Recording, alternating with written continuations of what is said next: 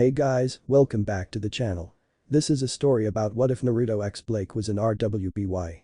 Before I start, please support for more amazing content and do consider subscribing to my channel and share this video with your friends.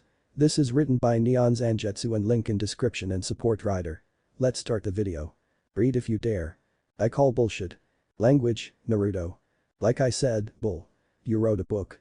The words hung in Kakashi's office, more a condemnation than an actual question. And you want me to proofread it? Kakashi sighed behind his desk and adjusted his hat. Blasted cage robes.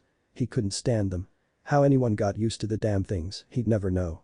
You couldn't move in them properly to save your life, let alone fight, and the hat made it damn near impossible to see anything in front of you. Really, it was as an impractical design all around. He'd have to see about some changes now that he was in charge. Sadly, he couldn't really do much when it came to a former student mouthing off to him. He'd asked him here, after all. I don't think I appreciate your tone. He hid a smile behind his mask. And I don't think I'm going to like what you wrote. His student squawked and stabbed, an accusing finger stabbed across the distance at him. I know that look. It's a dirty book, isn't it? Kakashi scratched his cheek. No. Yes. Of course it was. Even in death, Jiraiya's books were the stuff of legends among more cultured readers. In hindsight, Kakashi really couldn't say what it was that possessed him to put a pen to paper and try his hand at the craft himself. Boredom. Imagination. The terrifying knowledge that his precious Icha series would never reach its conclusion with its author dead. Some mad blend of the three. Kakashi couldn't rightly say, only that he had. It was as if a spell had come over him. Once he'd started, he'd not been able to stop until the deed was done. Honestly, he wasn't even sure it would sell well. He'd written the novel in a fit of passion over the course of a month, and now, at long last, it was finished. Still, he was proud of his work and he'd rather enjoyed trying to pen a novel. For a man who devoted his life to war for so long, there was just something free about writing a good book. Even if it wasn't under his real name. Which was where his precious former student came in. Like any good author, the aging shinobi needed someone to check his work. And if there was a bit of irony to be had there, well. He wasn't being vindictive. Anyone who said otherwise was a traitor and a liar. It wasn't as if he was using this as some far-fetched excuse to exact vengeance on the young man for all the pranks he'd played on him in the past. That implied pettiness. Kakashi was many things, but he wasn't petty. And if Naruto just so happened to be the basis for said story, well, surely that was coincidence. Yes. Coincidence. Thank the log for codenames and pseudonyms. Still, the blonde was waiting on him for an answer and he supposed he should give it to him. Why, Naruto? Kakashi batted away his concerns with a faux smile that his protege certainly couldn't see behind the mask. I would never do such a thing. You would. An eyebrow twitched. You, of all people, absolutely would. Kakashi twitched. Fine. Now that it had come to this. Guilt trip it was. You wound me, my dear student. As his old pupil looked on aghast, the infamous copycat clutched at his chest and leaned back in his chair as though he were in physical pain. I've never asked you for anything, and the one time that I do, you refuse me. How heartless. How cruel. I don't want to read your dirty book, damn it. Kakashi sensed weakness and pounced with a glint in his eye. We fought a goddess together. And this is how you repay my trust. Now you're just being melodramatic. How did you even write that thing, anyway? His student tilted his head. Didn't think you had the time. If you must know, the elder shinobi lifted his chin and preened a bit. The process involved copious amounts of sake, a bit of fuinjutsu, and plenty of reference material. Eh? What did you need seals for? Kakashi launched the novel at him like a kunai. Read the damn book already. Fine, fine. Naruto caught it with a growl. I'll be your guinea pig. But you owe me a week's worth of ramen after this. Read the whole thing and I'll make it a month. Kakashi countered immediately. Deal. With a long-suffering sigh, Naruto turned the book over in his hands, squinting at its red and black cover. Ninjas of love, huh? He shook his head. Ain't that a little corny? I thought you of all people wouldn't judge a book by its cover, Naruto. Kakashi admonished, drawing a wince from him. Alright, perhaps that was a bit of a low blow on his part. Read it before you pass your judgment, please. Naruto grumbled but did as he was bid. So what am I supposed to do? He asked, gazing at the back of the book. Looking for flaws. Typos. There's no summary here. I'll write one up later. His sensei reassured him with a wave. For now, I just want your unvarnished opinion. You sure this ain't a dirty book? Kakashi hefted a lone shuriken with intent. Kidding. The Jinchuriki cried. I was just kidding. Before the old jonin could make good on his silent threat, Naruto flipped the book open and began to read. Huh. Blue eyes blinked as he turned a page. Once. Twice. Thrice. Doesn't look so bad, I guess. So the hero's name is Menma. Sounds familiar. Kakashi fought down a mad giggle. Naruto would never let him live it down if knew the truth. He couldn't well use the boy's name. Well, his student might be bit thick when it came to romantic matters, poor Hinata had her work cut out for her there. But he could prove rather sharp when pressed in others. If he went so far to use his name in this book, he'd quickly catch on. Naturally, he'd embellished a bit to make certain his adorable student would be none the wiser. So far, so good. Naruto muttered, turning another page. Abruptly, he frowned. Who the hell is Blake? Kakashi mirrored said frown. Blake. That couldn't be right. Amaru was the heroine's name. Certainly not Blake. Yeah, says her name right here and everything. Naruto hummed and touched a finger to one page, lost in the book. Dark hair, black and white outfit, golden eyes, and cat ears. Seriously? Those azure orbs flicked up to meet his gaze for a moment before the novel sucked him back in again. Takes all kinds, I guess. His shoulders rolled in a shrug. Didn't think you were the type. He wasn't. And a school for hunters. Naruto prattled on, confusing his mentor further still. Sounds a little bit like what we do still, aren't the monsters a bit much though? Grim. Were you trying to make a pun? Kakashi didn't recall writing that. Never mind the heroine's name, was he even reading the same novel? Was this a genjutsu? Perhaps another prank. He pulsed his chakra just in case someone was having him on, yet not a thing changed. Naruto still stood before him, idly thumbing his way through the pages with increasing intensity. Oh, so this Blake person used to be a bad guy, but she saw the error of her ways. He was actually smiling now. Neat. Sasuke might like her. Taking a long moment to collect himself, the fifth Hokage looked away from his precious student and focused his gaze on the book in his hands with renewed scrutiny. Ninjas of Love. That was the red and black cover he'd created alright, right down to the title and false name he'd used as an author. But the story Naruto was recounting to him wasn't something he'd written. It was too detailed, too vivid. He sensed a hint of something in the air. Chakra. Whatever it was potent. Enough for even someone like him to sense it. An awful feeling crept through Kakashi's chest as he rose from his seat. And why was the book glowing? Naruto. Put the book down. Just a second, much to his chagrin, his fellow shinobi waved him away. It's just starting to get good. Naruto turned to another page, then another. All at once, the world burned bright. Naruto vanished into it. He didn't fade away, he didn't explode, and he didn't disappear. He simply vanished between one blink at the next. Bereft of its reader, the book tumbled to the floor to strike its spine first. A sudden wind whipped through the room, heedless of the closed windows, and snapped the pages shut with a resounding thud. Beneath his mask, Kakashi's mouth clicked open. Naruto. He called into the silence. Is this a joke? You're kidding me, right? Striding forward, he picked up the fallen book, which had ceased glowing in its entirety. Kakashi opened it. Thumbed through a few pages. Nothing happened. Nothing changed. Nothing. Well, he muttered, gazing at the fallen tome and the vacant space where his student had been, that can't be good. You sure you don't want to come with? Lake Belladonna was many things, but social wasn't one of them. Oh, she had her own small circle of friends within Beacon, but that was it. Small circle. She was content to keep it that way too.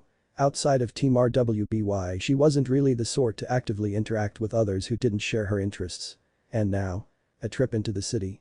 On a weekend. When it looked like it was going to rain. Nope. Lots of nope. Nope sandwich. Blake hated getting wet. No thank you please. Sorry. So she said as much. I'm feeling a little tired. I think I'll take a nap. Odds, you're like a lazy cat sometimes. Yang groused, not knowing quite how close to the mark her remark had landed. You sure? Come on, Blake. RWBY pleaded, clutching her hands. It'll be fun. Their team leader's pout was a terrifying thing to behold. Blake had fallen victim to it once in the beginning, when they were first learning to work together. Once. Never again. Since then she'd grown inured to RWBY and her wiles. She met those teary silver eyes and didn't so much as bat an eyelash. Oh, nothing. She gently yet firmly tugged her palms away. Sorry RWBY. I'm really just not feeling up to it today. Boo. Just let her be if she wants to rest. Weiss tossed her hair with huff. She doesn't know what she's missing. The dark brow arched. You're just going to spy on the students arriving for the Vital Festival. Gotcha. Having been caught out, Weiss's pale face turned an amusing shade of red. As the girl who stays up to the crack of dawn. The Schnee sputtered. I can neither confirm nor deny that statement. Blake hummed. Late night spend reading, more like. Still, Blake chose not to rise to the bait. Their friendship had been strained as of late. She wasn't even sure why. She tolerated Weiss in as much as the sprightly girl tolerated her, but lately it felt like they were just one argument away from an explosion. She suspected things would be different if the Schnee knew she was a faunus, but that wasn't a secret she was keen on sharing. Something would have to give, and soon, but she would not be the one to start it. She liked her nice quiet life here. She had no intention of jeopardizing it. "We'll bring you back a book or something," Yang promised. "Ah, Yang. You know me too well." A faint smile tugged at Blake's mouth. "Have fun." Yang flashed her one last cheery wave and closed the door behind her. Within moments the faint sound of Ruby's happy chatter began to recede further and further into the distance. Blake listened intently with great patience, counting the seconds until she was sure she could no longer hear anyone. Even then she waited a good 30 seconds just to be certain they wouldn't double back. Ruby was notorious for forgetting things, and Yang, well, the less said about her the better. Blake looked left. Blake looked to the right. Blake exhaled slowly. Alone at last. With painstaking care she climbed into her bunk and plucked her parcel from its hiding spot beneath her pillow. With one final precursory glance to make sure no one was watching, she opened the book. Had she a tail, it would have been wagging right about now. As things stood her ears were all but twitching beneath her bow with excitement. Trembling fingers peeled back the cover and opened it to the first page. A pleased sigh escaped her. If anyone had been around to hear it, she would have denied it. Violently. Finally, she had a chance to read again. She hadn't been able to touch her beloved books for weeks now due to her team's shenanigans. Tuxin said this one was a novel unlike any other. A tale to die for. She couldn't wait to dig into it. There was nothing quite like a little quiet reading after a long week. Ruby and the others could have their fun in town, provided the threat of rain didn't send them scurrying back to Beacon. The clouds outside her window were beginning to look ominously dark. Blake wished them well in their little spying endeavor. Paradise was here. Burrowing beneath the covers she fluffed the pillow behind her head and stretched out with a languid sigh. Then she began to read. Sure enough, the protagonist was named Naruto and his adventures as a ninja. Odd name for a hero, but she supposed she could look past it for the time being. Tuxin hadn't been wrong. It really was a good book thus far, if a tad tame for her to stesno it. She blinked as she turned a page. Followed by another. Then another. Another. Never mind. Not tame. Crimson color flooded her cheeks. Not tame at all. She'd balked at the title at first, but no well. Was it hot in here, or was it just her? She'd just gotten to the good part when all hell broke loose. The blinding flashing of lightning just outside her window momentarily startled Blake, but it was the deafening crack of thunder that followed which truly spooked the poor faunus. Without warning the novel burned white hot in her hands, so much so that she recoiled and dropped it into her lap with a gasp. What in the world? Before she could do anything more, something shot out of the pages and struck her head on, sending her tumbling out of her bunk with yelp of surprise. Aura crackled angrily as her back struck the floor and she flung her arms out to catch herself. Just as well too. Because the very moment she did, a heavy weight landed on her. When Blake tried to rise, she smacked her forehead against something else. Stars, entire galaxies. Burned her vision black and her head crashed back against the carpet. Ow. Someone cried in unison with her. What was that for? Squinting through the pain, Blake raised her gaze. Bewildered blue eyes gazed back at her, not an inch from her own. Idly she took in his appearance, noted those strange whiskered cheeks and a messy mop of golden hair. She noticed something else, then. That weight holding her down wasn't a weight at all, but his body. He'd landed atop her, hands on either side of her head, leaving her pinned in place. His body straddled hers, hips resting in a place where they really shouldn't be resting. What was this? He'd come flying out of her book and knocked her down. Now they were trapped in a compromising position straight out of one of her novels. One of the darker ones. Yes. Novels. Blake didn't read smut. No. Not in the least. Anyone who listened to Yang or said otherwise was a traitor to cultured readers everywhere. The young man frowned and pulled away, lips brushing the outer lobe of her ear as he whispered dark secret ska. Bad Blake. Bad thoughts. She watched him loom over her, felt him shift against her. A strange warmth pooled in the pit of her stomach and she rubbed her legs together restlessly. That made it worse. Her ears twitched again and she realized she'd lost her bow in the chaos. Worse, the newcomer was staring at them most intently. A faint note of panic bleated in the back of her head. He saw. He knows I'm a faunus. I have a question. He began slowly, drawling each word. Why yes. What is it? Her traitorous heart skipped 3 beats as his brow darkened. Whiskered cheeks pinched in a scowl when he gazed down upon her. He looked good like that, Blake thought. Dark. Dangerous. Like a predator ready to devour her whole. His grip on her was strong and firmando. Oh, dear. Stop. Thinking. That. How little she knew. The man frowning at her wouldn't hurt a fly. Of course, she didn't know that. His eyes shifted to her ears again. Flicked down to her gold eyes. Back to her ears again.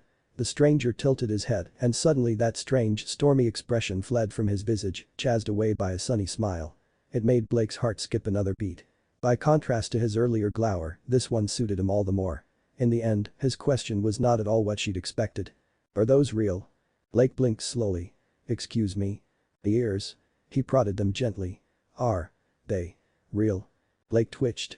As far as first impression went, it wasn't the best. With a growl, she reared back and bit down on his intruding finger, drawing a yelp from him. She lashed out, arched her back and sent him sprawling across the room. He toppled backward with a laugh. Looking back, that was how it all started. An unlikely meeting through means or magic that Blake didn't understand. Their meeting would change the fate of two worlds. For better or worse, who could say? Remnant was not prepared for the chaos that this stranger brought with him. Blake certainly wasn't prepared for it. Nope. Not at all. Not in the least. But she'd have to be. One does not simply judge a book by its cover, after all. A real page-turner. The world of ninjas. Yup. Naruto thumbed his nose. That's where I'm from. Blake Belladonna regarded the novel in her hands and clutched it to her chest like it was some mystical tome. For all she knew, it might well be one. This was incredible. No, incredible didn't even begin to describe the tale she'd been told. Books didn't glow. They didn't spit out people, let alone heroes from a bygone age. Was that where Naruto was from? Her ears now safely bound beneath her bow once more twitched at the thought as her mind whirled. Did he hail from the past? The future? Another world entirely? Naruto had made no mention of aura or dust, or even semblances. Instead he spoke to her of chakra and seals and great-tailed beasts, large enough to grind grim underfoot. Of eyes that could paralyze you with a glance, of fascinating jutsu that could harness the elements, conjure up powerful illusions, and even bring the dead back to life. Sounded like magic to her. But magic wasn't real. Was it? Sure, she'd read about it in her books, but that was just that. Fiction. Still, your world sounds pretty interesting. Naruto bounced once on the bed opposite her, capturing her attention once more. For a fleeting moment he rather reminded her of RWBY. Those bright blue eyes were full of light and life, but tempered with life and experience. All this talk about aura and semblances and grim. He flashed her an almost childlike smile. Might pop outside and have a look once it's done raining. The lonely peal of thunder echoed outside and belatedly, Blake realized it had begun to rain. Rather, it had been pouring for quite some time now. A glance out the window merely confirmed it. She'd simply failed to notice as they'd swapped stories of their worlds. Weiss wouldn't be happy about the storm. Hopefully her team had found shelter somewhere.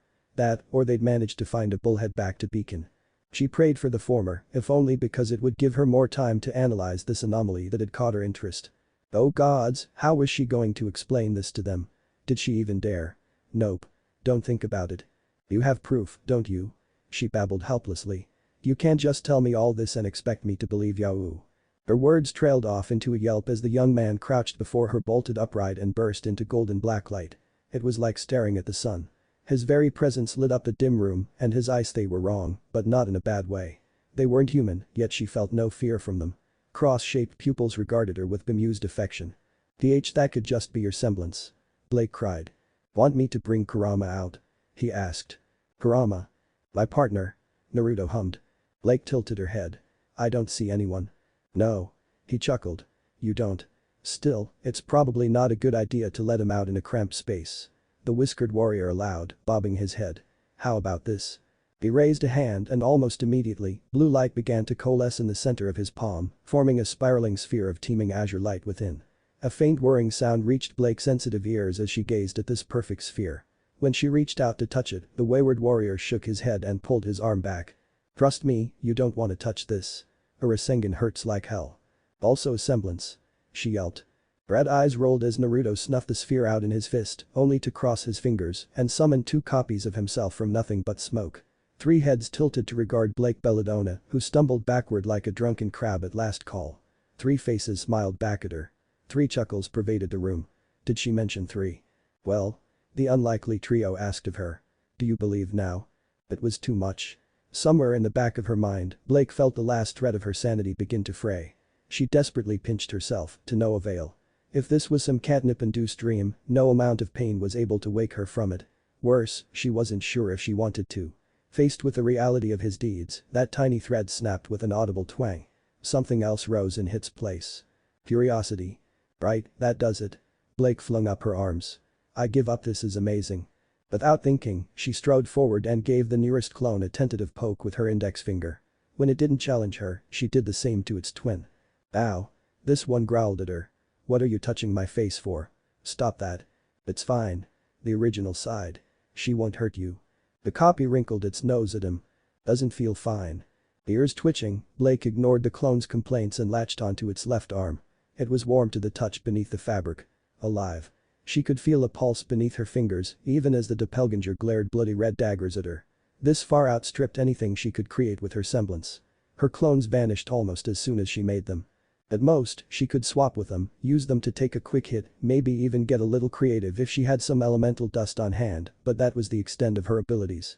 And yet with a flick of his wrist, this young man created living, breathing beings. Jealousy didn't even begin to describe how Blake Belladonna was feeling right now. How are you doing this? Takara, how else? Naruto quirked a blonde brow at her as she resumed her inspection. Where I'm from, this jutsu is pretty basic. A shadow clone vanishes after a good hit, but mine are well. He shrugged.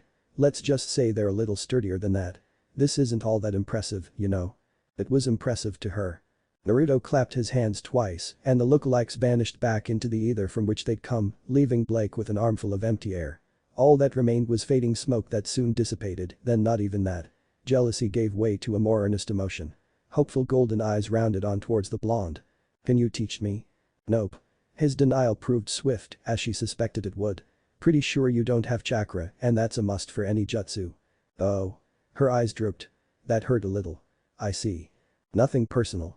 Naruto scratched the back of his head as he dropped the cloak. I'd gladly teach you if I could. After all, this doesn't seem all that special to me. His gaze drifted to the book in her arms. Suikled, I have that back. Pretty sure that's my ticket home. For some reason, his words struck Blake on an emotional level. She was protective of her books on a normal day. But this? A magic book that could summon people.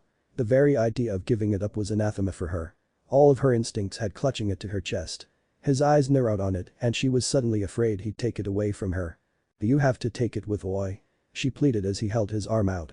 I just started reading. It's all about you, anyway. About me? Naruto twitched. Blue eyes flashed red again. Is it now? Why don't you elaborate? She held it out to him, pages open. I mean, you do share a name with the protagonist, so. That doesn't make any sense. He frowned. The book that I read was about you. Blake bristled as a fresh surge of untold heat rose to her cheeks.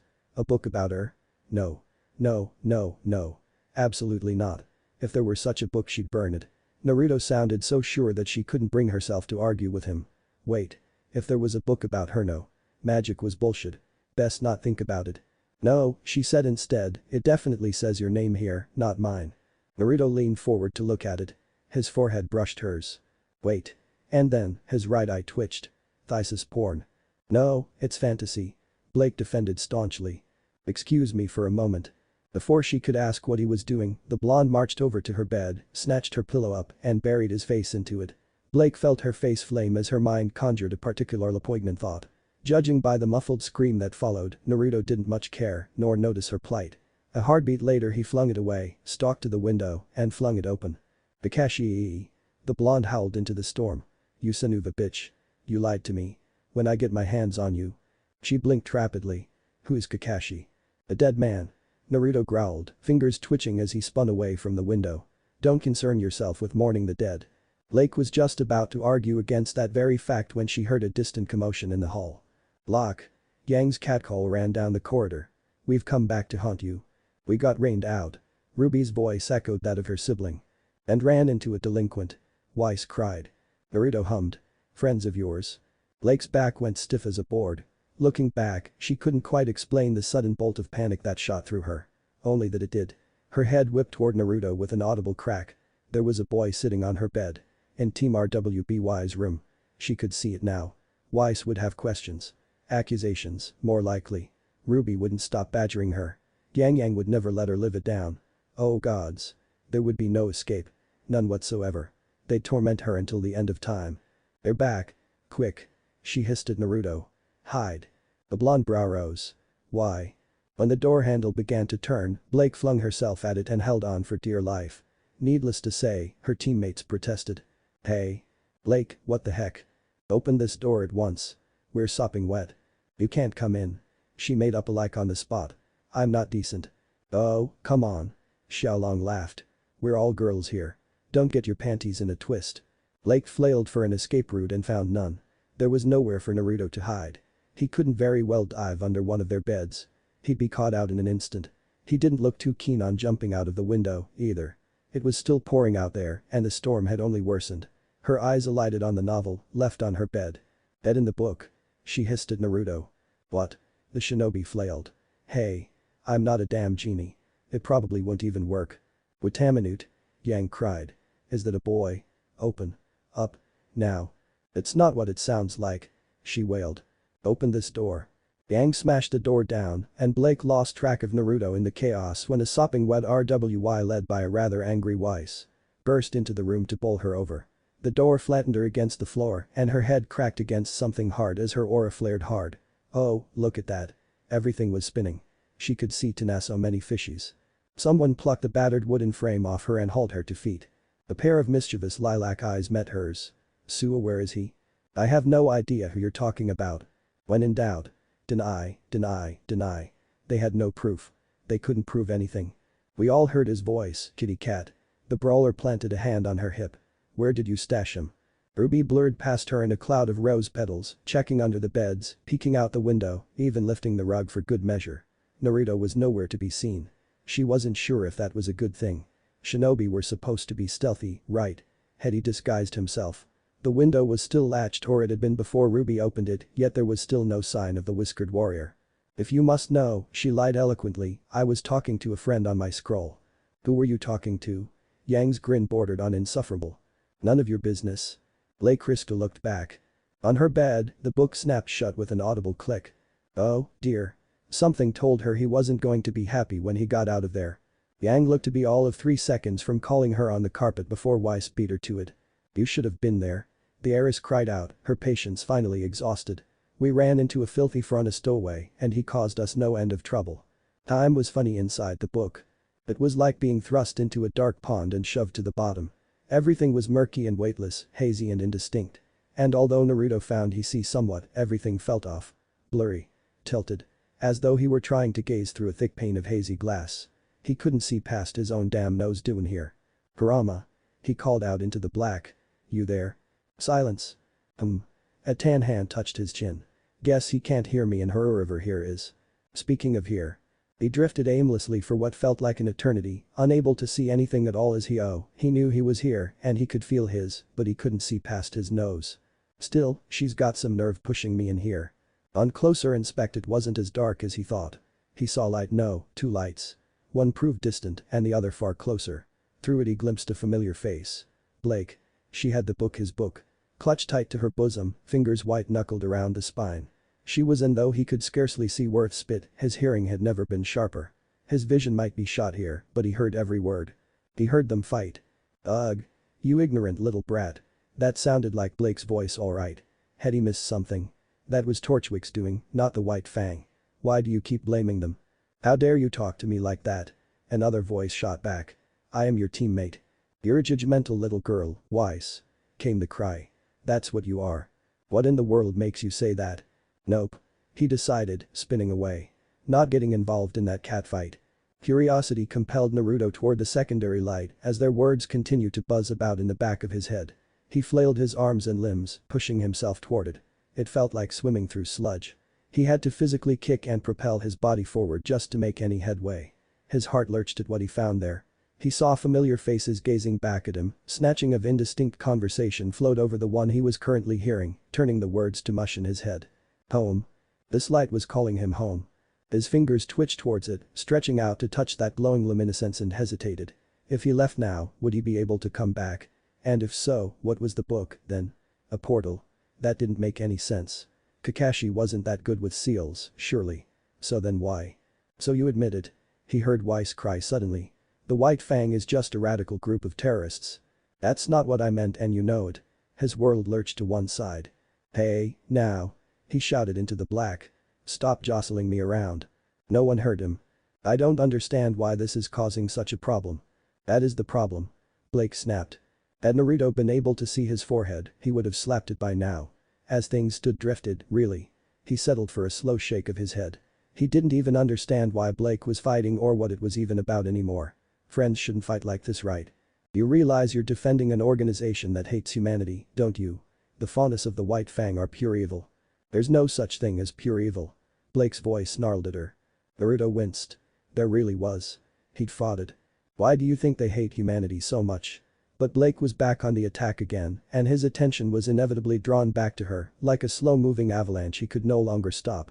It's because of people like Cardin, people like you that force the White Fang to take such drastic measures. People like me? Weiss hissed. You're discriminatory. I'm a victim. The Shini's voice cracked with pain so powerful that even Naruto winced. Blake must have too. Because there was a weighty pause before she dared speak again. Weiss, I didn't mean. No. He heard the angry slap of someone's hand striking flesh. You want to know why I despise the White Fang? It's because they're a bunch of liars. Thieves. And murderers. Well maybe we were just tired of being pushed around by you people. Naruto heard rather than felt the world jostle as Blake bolted. Blake. He tried to call out into the void. No answer. Something twisted in his chest when he heard her start to sob. A curious dampness registered on his hand and he blinked down at it. Tears. No. This was wrong. All wrong. Well, he couldn't claim to understand why they were fighting, not really, he still wanted to do something about it. Naruto cast one last longing look at the light behind him. At the worried faces within. It would be so easy to go home now. No one would blame him. This wasn't his world, wasn't his problem, and yet a thorn of hesitation pricked him and held him back. Next time. He told himself. Don't worry, everyone. I won't be long. Decision made, he surged toward the other light. And the world lurched. Irk. Kurama's voice snapped back. I think I'm gonna be sick. One moment Naruto was weightless, the next he found himself with form and substance yet out again, lurching forward at the speed of light. Rain touched his face and he brushed it away, stumbling to a halt as he found his footing once more. It wasn't enough. He crashed headlong into someone and only narrowly caught them by the shoulders. Said someone cried out. It took him a full second to realize it was Blake. Startled golden orbs met his, brimming with unshed tears as she hiccoughed softly. Her ears, free now from her bow, twitched in agitation, wincing under the steady rain. You came back. She looked miserable. That was the best word Naruto could summon up on the spot, and even then it didn't feel like enough. Gone was the defiant, stubborn girl he'd been chatting with only a few minutes ago. All that remained was a shell of her former self. Worn. Tired. Weary from her squabbling with Weiss perhaps, yet the pain in her eyes was something deeper still. It wasn't just pain, no, this was misery at its lowest point. The lonely girl standing in the courtyard, not a single soul to help her. Why did you come back? She sniffled again. It sounded like she hadn't expected him to. Why wouldn't I? He wrinkled his nose at her. It's been hours. Blake, he frowned, I was gone for 5 minutes at most. Her expression suggested otherwise. Naruto dared a glance for their surroundings, only to find the hallowed halls of Beacon gone. In their place he beheld dingy alleys and abandoned streets. Everyone had fled before the storm. Everyone save Blake, who'd run deeper into the city. But why did she think he'd been gone for hours, rather than minutes? Not been able to find shelter. Blue eyes strayed to a discarded book at her feet, the very tome he'd leaped out of only a moment before. Naruto snatched it up before Blake could think to stop him. Despite the rain, it was curiously dry. Almost warm to the touch. Damn thing. It had something to do with this, he just knew it. Something was wrong here, he just knew it, but he couldn't put his finger on it. Did it matter? His new friend was in a right state and the streets of Vale offered scarce protection from the elements. That couldn't stand. Come on. He took her by the arm and quickly guided her out of the rain. We can't stay out here. You're gonna catch cold. Instinct spurred him onward as he led the shivering girl into the first alcove he could find. When Blake didn't stop shivering, he removed his jacket, still mostly dry, and draped it around her slim shoulders. She didn't try to fight back, even when he wrapped it around her. She simply clutched onto the brightly colored fabric for warmth and muttered a word of thanks. Well, this was a first. A girl was wearing his jacket. On any other occasion it might have embarrassed Naruto. Not so now. He didn't have the time for it. And so it fell to him to ask the questions. Where are we? The Vale. She forced a word through chattering teeth. The city. I ran away. I can't go back to Beacon. Not after that. You know, you really do look better without the bow. He dared a grin. Don't just say things like that. Blake scowled at him and dabbed at her teary eyes. Realization dawned a moment later. How much of that did you hear? Could you hear it at all? Heard enough. He leaned back, blue eyes keen on her. You gonna be alright? Yes. She trembled, shivering in the cold. Maybe. I don't know. She didn't look alright to him. Not at all. And all this because of some group called the White Fang. There was a piece of the puzzle missing here and he suspected Blake held that piece. Even now he could feel the negative emotions roiling off her like a looming dark cloud. Weiss had riled her up to be sure, but there had to be a reason she'd gone and bolted like this. There just had to be. The White Fang are bad guys here, right? He threw the words at her, hoping for a reaction. He got one. Bra misunderstood. The poor girl twitched, looking ready to bolt at the slightest provocation. I don't believe they're responsible for all this. Alright. Well, the answer was obvious then, wasn't it? Then we'll just have to prove your friend wrong. His words jolted her. You believe me? Pretty hard not to, after hearing the passion in her voice. If she believed this firmly in them, then she was either misguided or cracked in the head. Regardless, Naruto felt the need to help her still. He just couldn't bring himself to ignore her tears. Perhaps that was weak of him. Maybe it wasn't. You're my friend, Blake. He tilted his head. Of course I believe you. Blake nearly burst into tears all over again. Now, then. Naruto took her hands in his before she could. This Torchwick fellow you mentioned earlier, describe him for me, would ya? Why? She sniffed. I may not be the sharpest tool in the shed, he scratched the back of his head with a sheepish chuckle, but when it comes to tracking negative emotions, there's no one better. If he's a criminal and that much of a crook, it ought to be easy to find him. Her resolve wavered, but she still clung to the tattered scraps of her pride. You shouldn't feel obligated to help me. Obligated? After what he'd heard and seen thus far, Naruto knew he would curse himself if he turned his back on her now. Misunderstood or not, she was clearly searching for answers. Didn't she deserve a little help? Just a little. An idea dawned in the back of his head and he pounced on it like a panther. What are you talking about? Naruto's grin turned just the wrong shade of vicious. This is what I live for. But I've helped you, you'll have to make up with your team. She shook her head. No. I can't. Blake. Fine. She flung her arm at him and he grasped it firmly. I'll try. But I can't make any promises. They're probably furious with me. On a whim, Naruto stepped forward. Strong arms drew her into a crushing hug, pulling her chin just over his shoulder. There was no touching, none of that feely business Sakura was always on about with Sasuke. He just held her. Hugs were nice. Hugs made everything better. Eventually she stopped struggling and gave in, the silly girl. It's gonna be alright, Blake. He soothed. I promise. We're gonna make everything alright. How do you plan to find him? She pulled away. Same way I always do. Naruto crossed his fingers. Brute force. And quite suddenly, Blake's vision was flooded with 1,000 different shades of orange. Roman Torchwick was having a bad day. It began with Neo running out of ice cream and now it threatened to end with him being struck by lightning. What's more, Cinder had been hassling him to collect more dust, so much so that he'd been forced to move the raid up early. In the middle of a god's forsaken storm. Who did that? Not only did he feel like absolute shite, but he was fairly certain he was going to catch a gold besides. Now these filthy animals kept tripping over each other and he was sopping wet, with no end in sight. He'd been standing here barking orders at them for the better part of an hour now and he was still no closer to getting this damn deed done. Could this day get any worse? Apparently so. A finger tapped his shoulder. What? Roman rounded on them with a feral snarl. A pair of unfamiliar blue eyes blinked back at him beneath a red umbrella, framed by blonde hair and a small smile. Who the hell was this smoke? Why was he wearing so much orange? Not fashionable at all. He wanted to burn the boy and the outfit alike on principle if nothing else. Still, this kid didn't have a weapon on him and despite his shittiest attire it didn't seem all that dangerous. Hey, are you Roman Torchwick? The youth asked. Something told Roman he shouldn't answer. Unfortunately, he was too angry to consider otherwise. No, that's some other guy. He all but spat the words. His name's shit Sherlock. First name no. Wha'd you want? Well, that's grand. The young man's grin was just the wrong shade of vicious. We've been looking all over for you. You weren't easy to find. Roman looked left. Roman looked right. Roman didn't see Jack. We. Don't go anywhere. The young man clapped him on the shoulder. The boss will be here in just a second. Before his very eyes, the boy turned to smoke. The umbrella clattered to the ground and against his better judgment, Roman picked it up and used it to shield himself from the rain. Well. At least it was sorted for the time being. He barked an order at the grunts to hurry up. Still, his mind flitted back to what he'd seen. A kid that turned to smoke. Maybe a scout for Beacon or something. Did they do that? Damn kids keep getting weirder and weirder. Yes, Roman Torchwick was having a terrible, horrible, no good very bad day.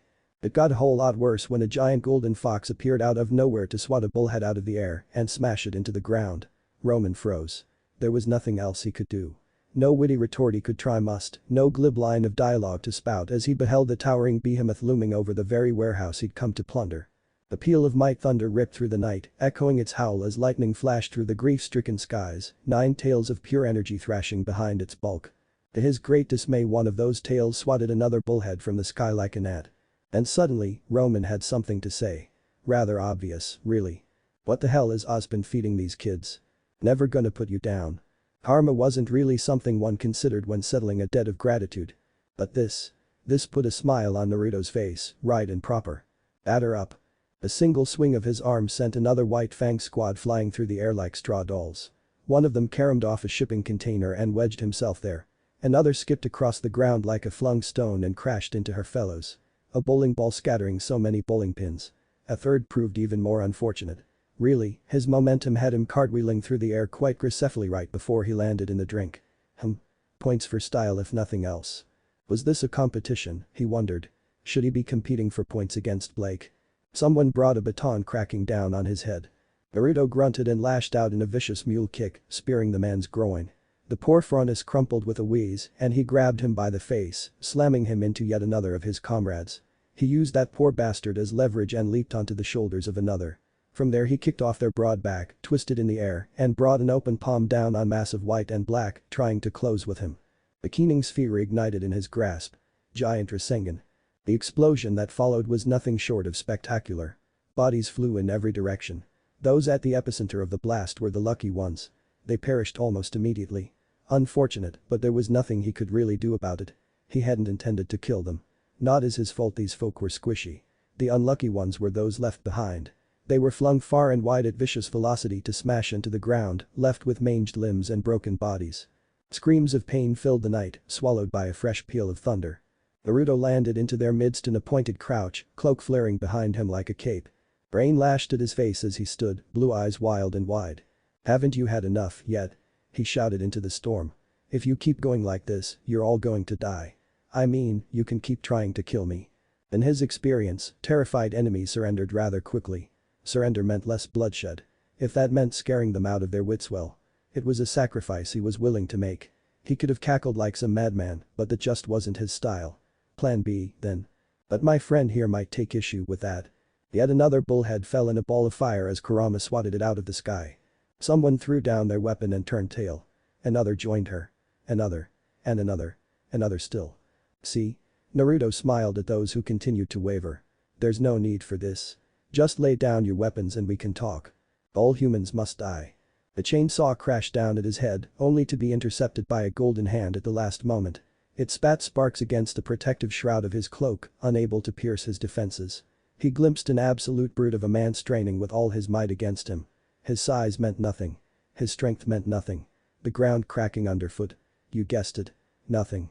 Slowly, gradually, the whirring gears ground to a halt against the unmovable force that was Naruto's palm. Below the man's mask, his jaw twisted in confusion.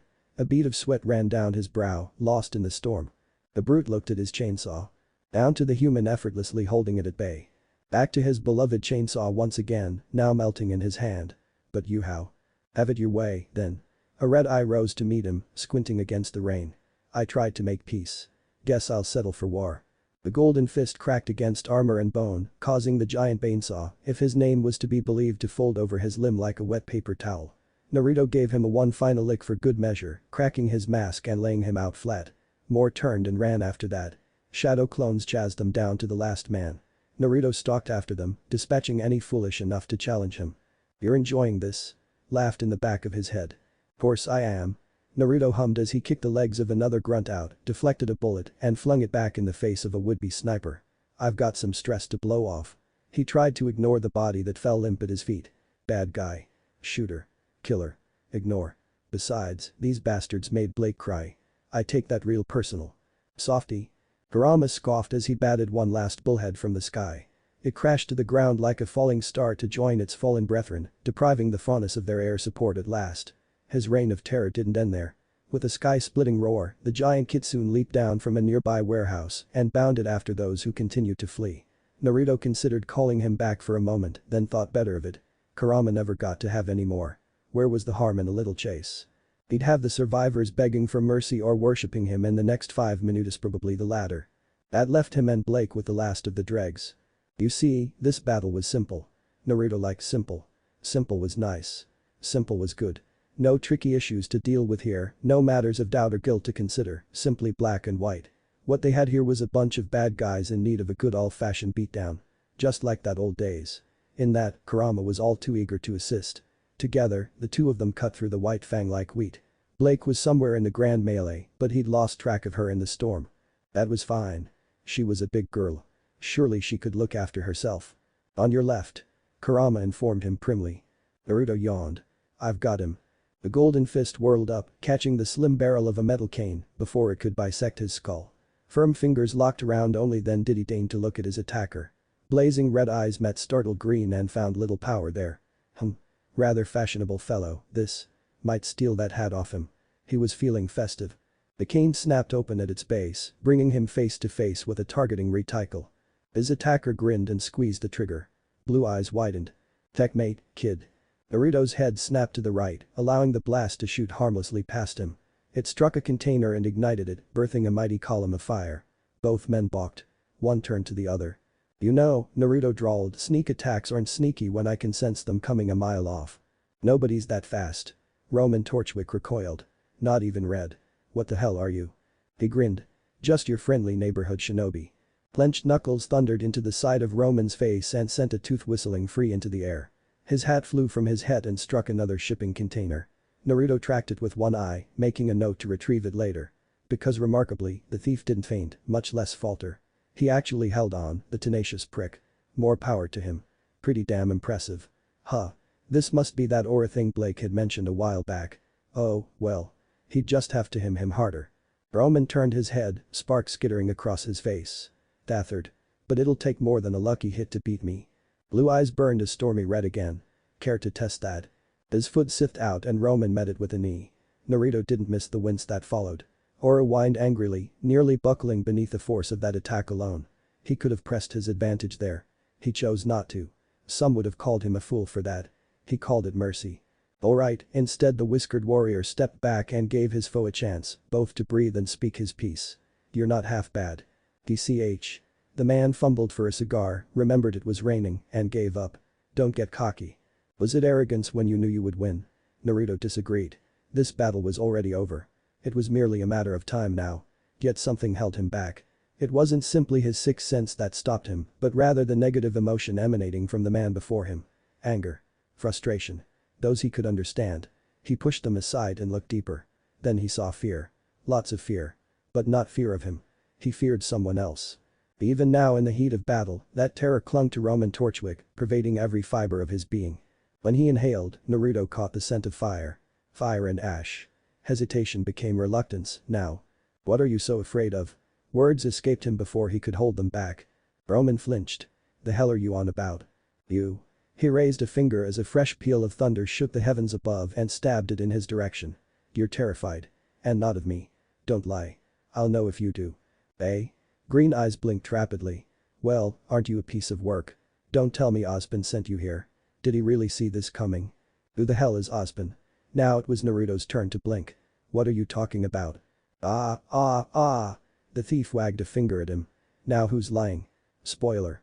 It's you. You're not making any sense. From that single, glorious misunderstanding, 2 worlds would change.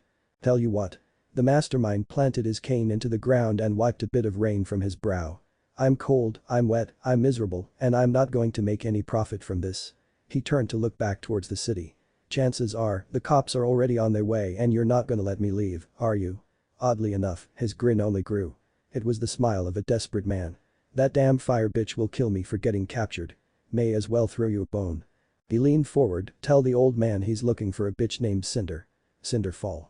For better or worse, the name burned into his brain. He couldn't forget it now even if he tried. We don't have to do this. Roman tilted his hat forward, briefly hiding his eyes. Afraid we do now, kiddo. Gotta keep up appearances. Sorry, but I won't be going quietly. Then he lunged.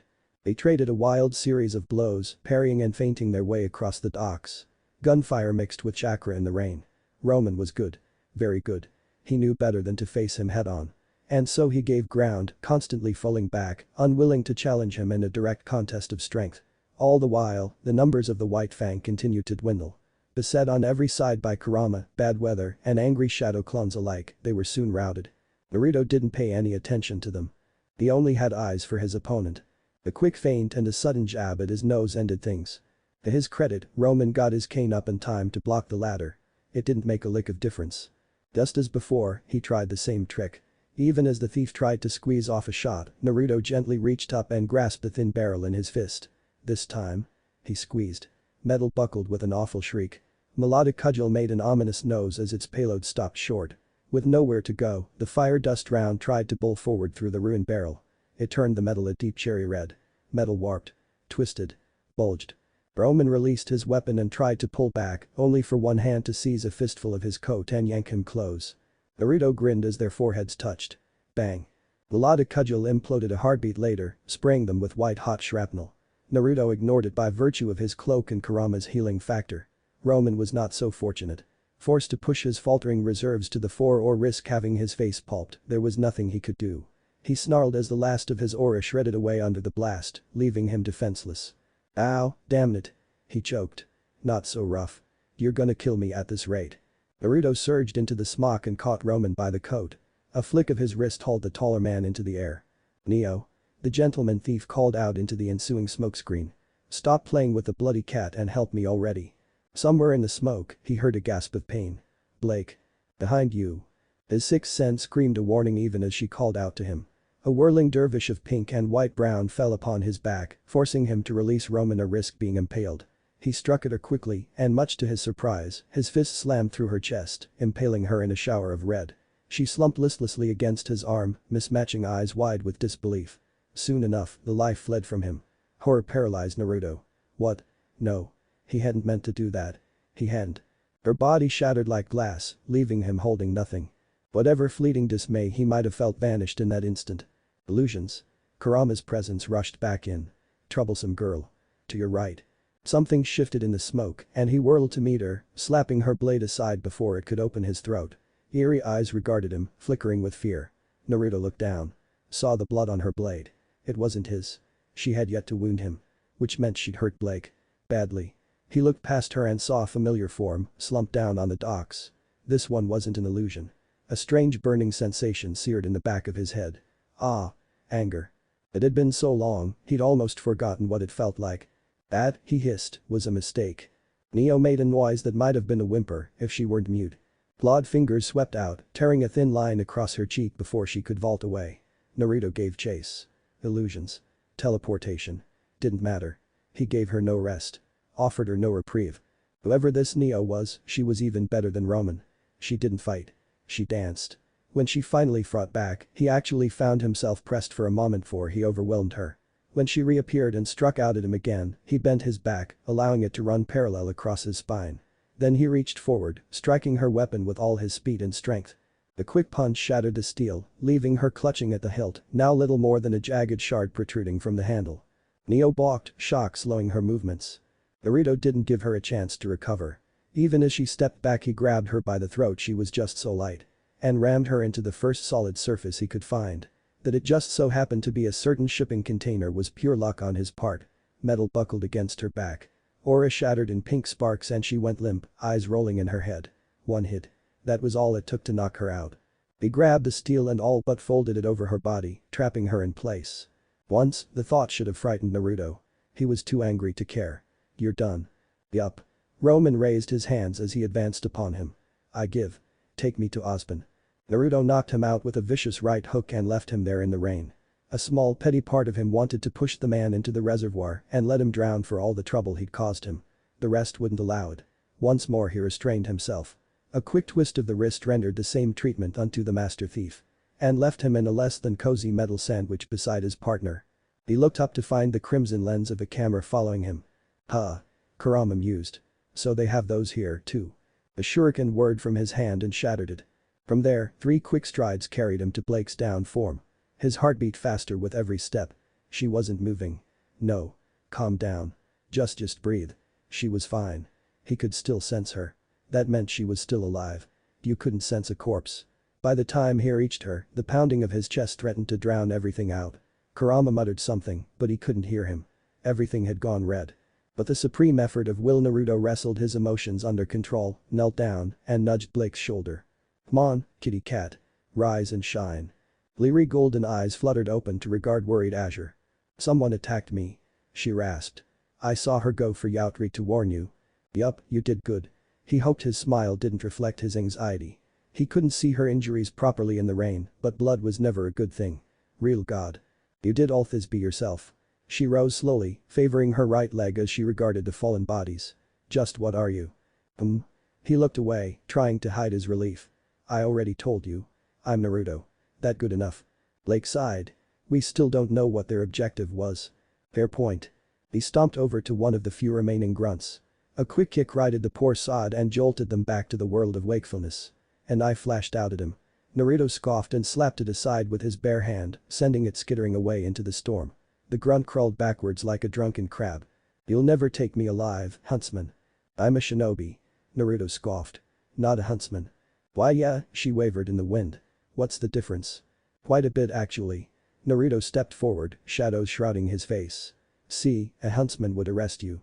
I, on the other hand, am in a very foul mood right now." His smile grew.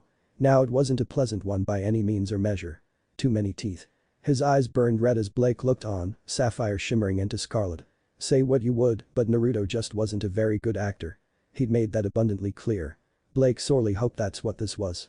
Just an act. A ruse. A trick. What had he said about that partner of his? Basically, start talking. Kurama laughed through him, then. It was a deep throaty sound. "Tell us your name, rank, where your base is. Everything. Unless you want to squeal like a pig." The Frontis gulped as a hand tore away their mask. "Oh. Would you look at that. It was a girl." "What's your name?" Kurama hummed. "Eri." She gulped. "Start. Talking." By the end, the white fang grunt did in fact squeal like a pig. Names. Dates. Places. 30 seconds. That was how long it took for her to break when faced with the eldritch horror that was Kurama. Blake wasn't sure if she could be disappointed or not. The man was clearly a volunteer and not at all willing to die for the cause. She didn't know much, but knew enough to paint a worrying picture all the same. Their words shattered Blake in her beliefs. The White Fang were here. In Vale. Adam was here. In Vale. They were planning something. Of what, she knew not, but they had been the ones to collect the dust, they had been the ones to take it, to attack innocents, Totu gods. She felt dizzy. Was she going to faint? It felt like she was going to faint. "Lovely." A quick yank on the shoulder plucked her upright and pulled the poor girl to her feet. "You can go now." The grunt, a deer Frontis by the look of her, wilted under that searing gaze. "But where do I go?" "No. Apparently a man named Osbin's in charge of this. Look for him." "Why you mean the headmaster of Beacon?" The blonde shrugged. "Yes." Eri locked onto Blake with desperate eyes. She stamped down a fresh surge of dizziness, but not the pity that followed. No. Never that. She'd been lost like her, once upon a time. Faltering, losing faith in the White Fang, searching for a way out. She'd found one. Perhaps this girl might be able to do the same. Unlike her, she had information. Intelligence. Osbin would leap at such a thing. "Go to Beacon. He'll help you. Tell him," she swallowed, "tell him Blake Belladonna sent you. He knows my name. Tell him you have information." Kurama whipped around. "Tell him the name's Cinderfall. It seems to be important." Thank you." The girl babbled, looking between the two of them. "You won't regret this. I'll make it up to you." "See that you do." Kurama retreated as she ran off into the rain. Naruto surged back to the fore. He fixed her with blazing blue eyes. "There. It's done. Now call your team." She wilted. "Do I have to?" "Blake." Alright. Under his watchful gaze she fished out her scroll from God's new where and dialed a quick number before pressing it to her ear. "But don't blame me if they act." Judging by her wince, someone had picked up immediately. "Blake." A girl's pitched voice came from the receiver. "Are you alright? Where are you? We've been so worried." "I am sorry." Her ears drooped flat atop her head. Weiss was right about everything. There was so much more she wanted to say to them, but her throat closed up. Something was wrong. She tried to speak, to say more, only to falter a step. Then another. Her scroll tumbled from her hands and struck the ground. Ruby's voice yelped from it and she tried to tell her that she was alright, that she was fine, but she wasn't. Her breath came in short fitful gasps, driving her down to a knee. Naruto moved to catch her. "You're hurt. Why didn't you tell me?" "Blake. Are you there?" "Blake." Who's with you? Lie. Don't let them know. It's just a scratch. She rasped. He looked down. You've been shot. I have. She blinked at him. I feel fine. I feel. Blackness closed in crushing her before she could lie again. Blake slumped in his arms and for the first time in his life, Naruto didn't know what to do. Naruto touched hand to her torso and swore when palm came away bloody. She was dying in his arms. With each passing second she grew weaker. Where was a hospital? He didn't even know where to look. She was cold in his grasp. No. No, no, no. This wasn't happening. Not here. No, no, no. They'd won. She couldn't just called she. His eyes straight to the book bound at his waist. He knew a healer. In his world. Tsunade would be able to save her. She was the best damn medic he knew. Did he dare try? Blake groaned in his gasp. Just like that, his decision was made. Naruto tore a page out and crammed it into his pocket. Just in case. He laid the tome flat upon the ground, leaving the pages open. A faint golden glow enveloped the words within. Before hesitation could sink its cruel claws into him, he gathered Blake up in his arms and tucked her into his chest. She moaned fitfully. In the distance, sirens began to wail. Last chance. Now or never. You'll be alright. He whispered. I'll save you. I swear. Then he dove forward. Blake swam in and out of consciousness for what felt like hours. It could have been days for all she knew. Months, even. Something told her it hadn't been that long at all, but how could she know? Time got funny when you were feverish. By now she was downright delirious. She saw things. Heard voices. Some called to her. Others pushed her away. As she lingered on death's doorstep, her soul drifted.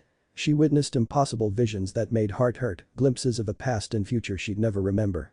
And among them, she glimpsed a little girl in black with wild blue eyes, whiskered cheeks, and dark hair. Atop her head lay a familiar pair of ears. Blake saw her. And in that moment, she saw her. She smiled. Go back, mama. The girl whispered. Her mind choked. Ma. Blake's mind tumbled away and forgot what she had seen a heartbeat later. Because what she beheld next. Yeah, that eclipsed it utterly. Blake Belladonna looked up. Up. Up again. Just like that, she found herself gazing at a monstrous fox from shadows. It was large. Larger than it had any right to be. Behind its back lay 9 crimson tails, limp against the ground. A scarlet iris creaked open to regard her. She saw her reflection in it, yet felt no fear. Monster met Franus. For the longest moment, neither moved. You don't belong here, cat. A jaw-popping yawn swallowed anything she might have said. Wake up. He's waiting for you. And then. Without any warning. The world came rushing back to the fore. Bleary eyes fluttered open to a white ceiling and the faint drip of an IV. Everything ached. Her head, her chest, especially her stomach. Where was she? The tinny beat of a heart monitor confirmed her suspicions. Hospital. Her addled mind babbled. I'm in a hospital. Why the hell am I in a hospital? At the end of the day, she was still a huntress. She pushed her panic down and took stock of her surroundings, followed by herself. Someone had bandaged her torso with gauze, leaving her to glimpse the red bandages beneath. When she moved, she felt the stitches there protest painfully. She was alive, then. Against all odds, she'd managed to survive her injuries. It seemed almost too fantastic to be true. She'd felt the pain as it pierced her torso. She hadn't been able to move, much less breathe. Yet here she was. She turned her head, grimacing as the stiff muscles fought her for every inch. Sunlight spilled through the window, framing a vase of flowers. Sure enough, Naruto lay there beside her, sound asleep in a folding steel chair. His head hung to one side as he snored fitfully. Huh. He twitched in his sleep. Who knew? The sight drew a soft smile to Blake's face, despite her best attempts to resist. She stretched out a hand toward him, but couldn't reach him. Not with aggravating her stitches. A single shadow clone stood near the door, wide awake as it stood guard. Blake saw it and it saw her. The doppelganger pressed one finger to its lips for silence and returned to its lonely vigil. Well. That settled it. She was doomed. This was like a torrid romance fresh from one of her novels. One of the darker ones, minus all the angst and edge. That suited Blake just fine. There was such a thing as too much edge after all. Sometimes a simple fluffy story was just what she needed. And not that she'd fallen for Naruto, mind you. She hadn't. No. Not at all. Not yet. She considered him for a moment, ears twitching atop her head. Golden eyes narrowed. She was admittedly fond of him and he had saved her life, but what did that mean?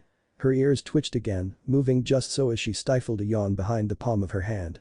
Still her body protested further. She dared to stretch as best she could, a tiny moan fleeing from her lips. It was enough to wake him. HRRK. His head snapped forward with a snort. Oh. Hey. You're up.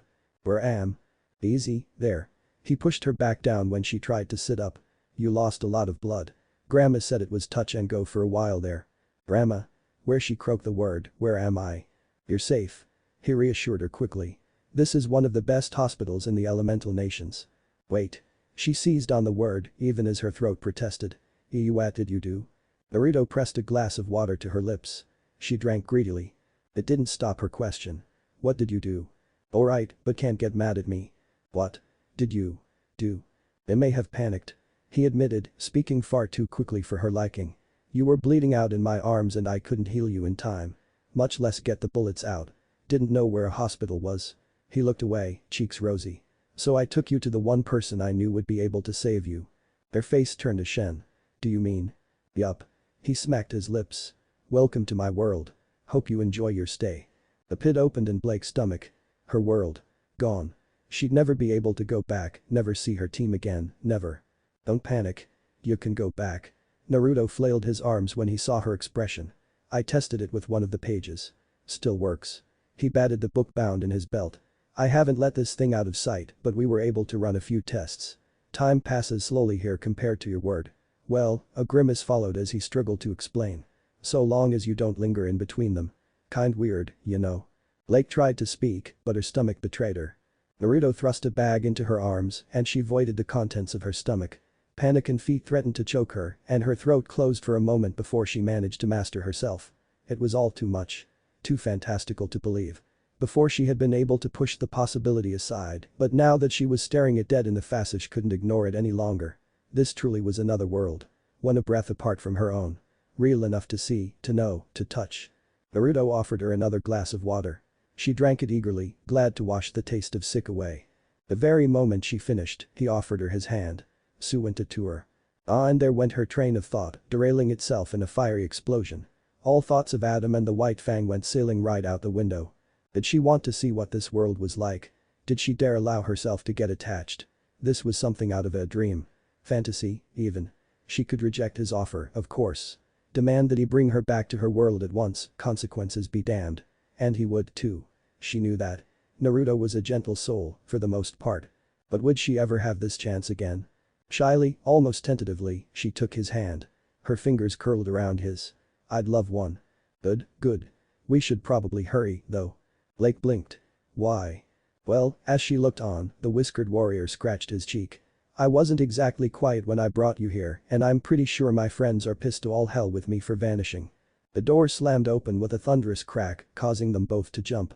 The man clad in what Blake could only believe to be military fatigues came strolling through at a decidedly lazy pace. He saw Naruto rather, and perked up at once. His dark eyes were chips of flint. One foot dragged after the other while he took his sweet time crossing the room to them. Most of his face lay hidden behind a half mask, but somehow despite that or perhaps in spite of it, Blake could see the shit-eating grin lurking behind that cloth facade. Well. The masked menace purred, hello Naruto. I lose you for most of the day, and suddenly, I find you in bed with an adorable catgirl. How my student has changed. Wait. Blake sputtered wildly. It's not what it looks like. Naruto nodded. Yeah. We aren't. Oh? Is that so? One hand settled on Blake's shoulder as she struggled to rise, gently yet firmly locking her in place. The other clamped down on Naruto, preventing his escape when he tried to bolt. Just like that, he had them.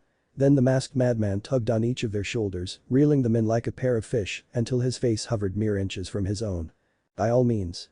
Kakashi's Haddock's smile was just the wrong shade of triumphantly vicious. Explain. Have a little pun, interlude. You've done us a great service, Roman. Beacon thanks you.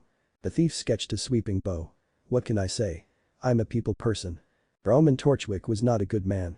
He was not a decent man, either. Nor was he a loyal man. Oh, he was perfectly devoted to himself and Neo, of course. There could be no greater faith than what one had in oneself and one's family. Roman was not a proud man, nor was he a scrupulous one. He would do whatever it took to ensure their survival. And if that meant turning his coat a time or two, fine by him. He'd betrayed his fair share of people already. Defying Cinder was hand in glove for him by now.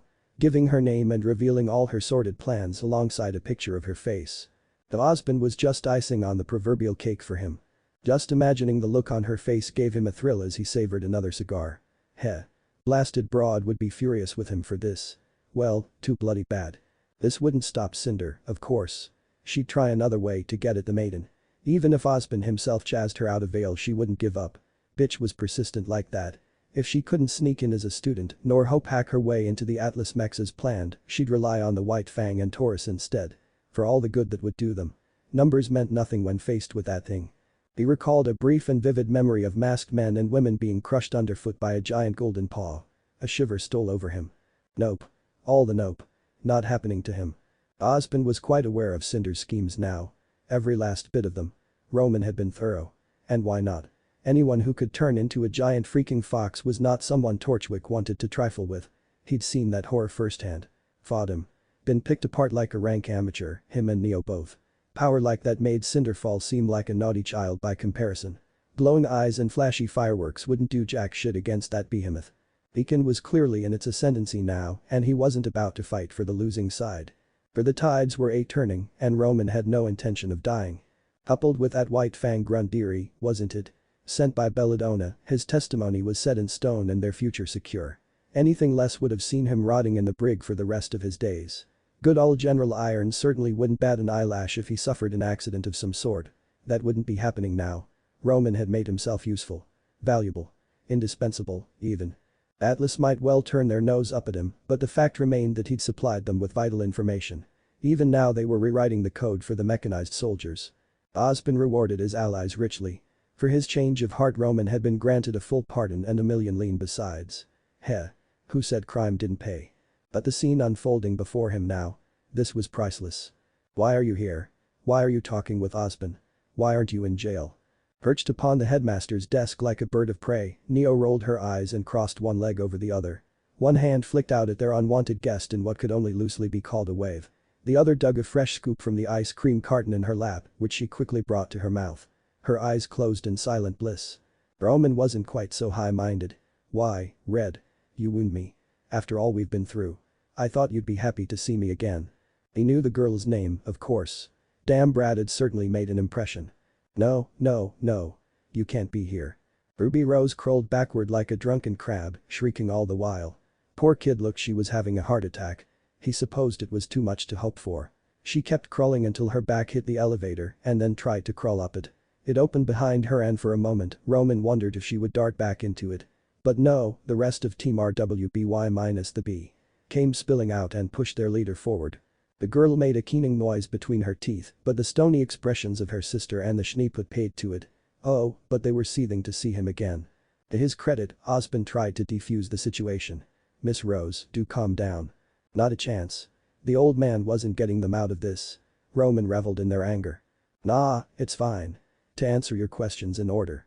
He grinned and began to count off one hand. 1, because I work here. 2, because I want to. And 3, because I'm fabulous. He touched one hand to his hat and sketched a low yet shallow bow to the three girls. There we are. Satisfied. Weiss thrust a finger at him. But you're a thief. Am I? Roman looked left. Roman looked right. Roman grinned. I don't see a thief here. Neo snickered silently and flashed a saucy wink their way. Why you? Yang growled and dared a step forward, lilac eyes flashing red.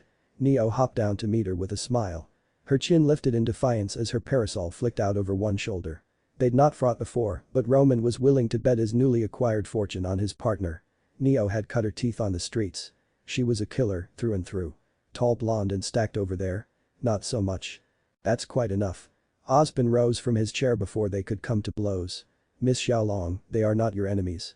His cane tapped once upon the floor when the girl raised a fist. Stand down. See? Roman preened. Told you. Just think of the substitute teachers. Ruby absolutely choked. Osmond sighed. Must you antagonize them? Yes, we must. Yang subsided with a snarl. But sir. He's a thief. You can't trust him. And that's 3 for 3. Roman clapped his hands. Why are you even here anyway? Ain't it past your bedtime? Oh. At this, the little hellion found her voice once more. We came to ask you about Blake, we still haven't been able to find her, we're hoping you might know something. Right, you mean the kitty cat. Roman took wicked delight in their sudden interest. Even the Schnee was looking his way now, her frigid anger thawed by concern for her teammate. An associate of mine took her to one of the hospitals in the city. You'll probably find her there. Team RWY descended upon him, demanding answers. He rattled off a number of places where they might search, all the while aware of Osmond's gaze upon him. Bastard suspected something, of course. He was too cagey to simply trust anyone without proof. But that was just his. Osmond couldn't prove anything. Not here. No one could. Thus distracted, the girl's concerns soon drifted to more mundane matters. He caught the tail end of a conversation as they scurried out of the office. "Suo, we definitely heard a guy's voice on Blake's scroll, right?" Y scowled. "Yang. Don't." As you could say, Blake found herself a new scratching post. The blonde elbowed her thrice for good measure. "Eh. Of course," the silly schnee sputtered at that. "Xiaolong. Cease your awful punnery at once." "Nah. Wonder if he's like catnip for her?" RWBY groaned. "Yeah, Yang. He didn't even the brats in their fruitless chase." Orchuk watched him hasten back down the elevator, then made his own excuses to turn in for the night. Osmond didn't challenge him. Soon enough the elevator rose again for them once. Its doors creaked open, now unoccupied and thankfully free of noisy teenagers. Roman would not say where Blake Belladonna had truly gone. In part because he wasn't quite sure he believed it himself. It smacked of magic and myth, but he'd seen the truth with his own two eyes. He'd woken from a savage right hook just in time to see that big blonde oaf take the girl into his arms and leap into a damn book. Literally. He wasn't making it up. He wished he was. With a subtle smile, he touched one hand to his right side. Said book was even now on his person, secured in a heavy leather binding against his hip. It was curiously warm against his coat. He'd not let the strange tome out of his sight since. Thankfully, no one had questioned him about it. If he started rambling about that, they'd think him mad. Mad meant being locked up again. No thank you. Even if they tried, his lips were sealed. He refused to speak of it.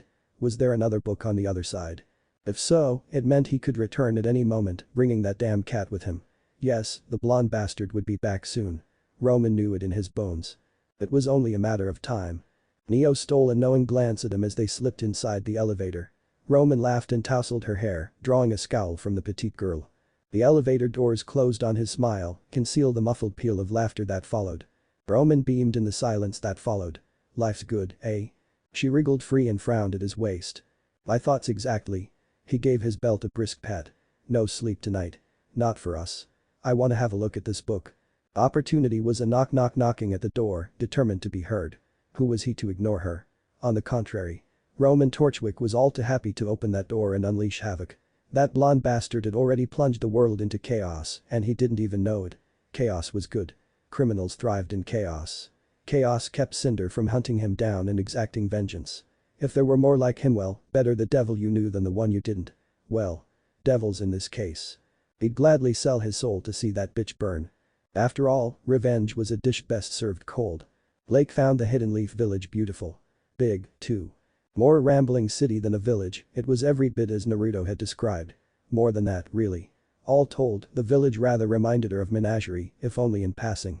There were people from all walks of life here. Women and children, grizzled warriors and even the occasional civilian. Her hosts were most accommodating, if a bit missed by letter through worn streets and around winding alleyways, across towering rooftops and through the market proper, smiling all the while readily, while pointing out places of interest. And that's Ichiraku, and over there's the academy, those are the stone faces, not to mention. She looked up, favoring a glance at the mountain casting the village in its shadow. Towering stone faces loomed large over them all like great gods promising protection. From this angle, they almost seemed to be smiling. Surely that was her imagination.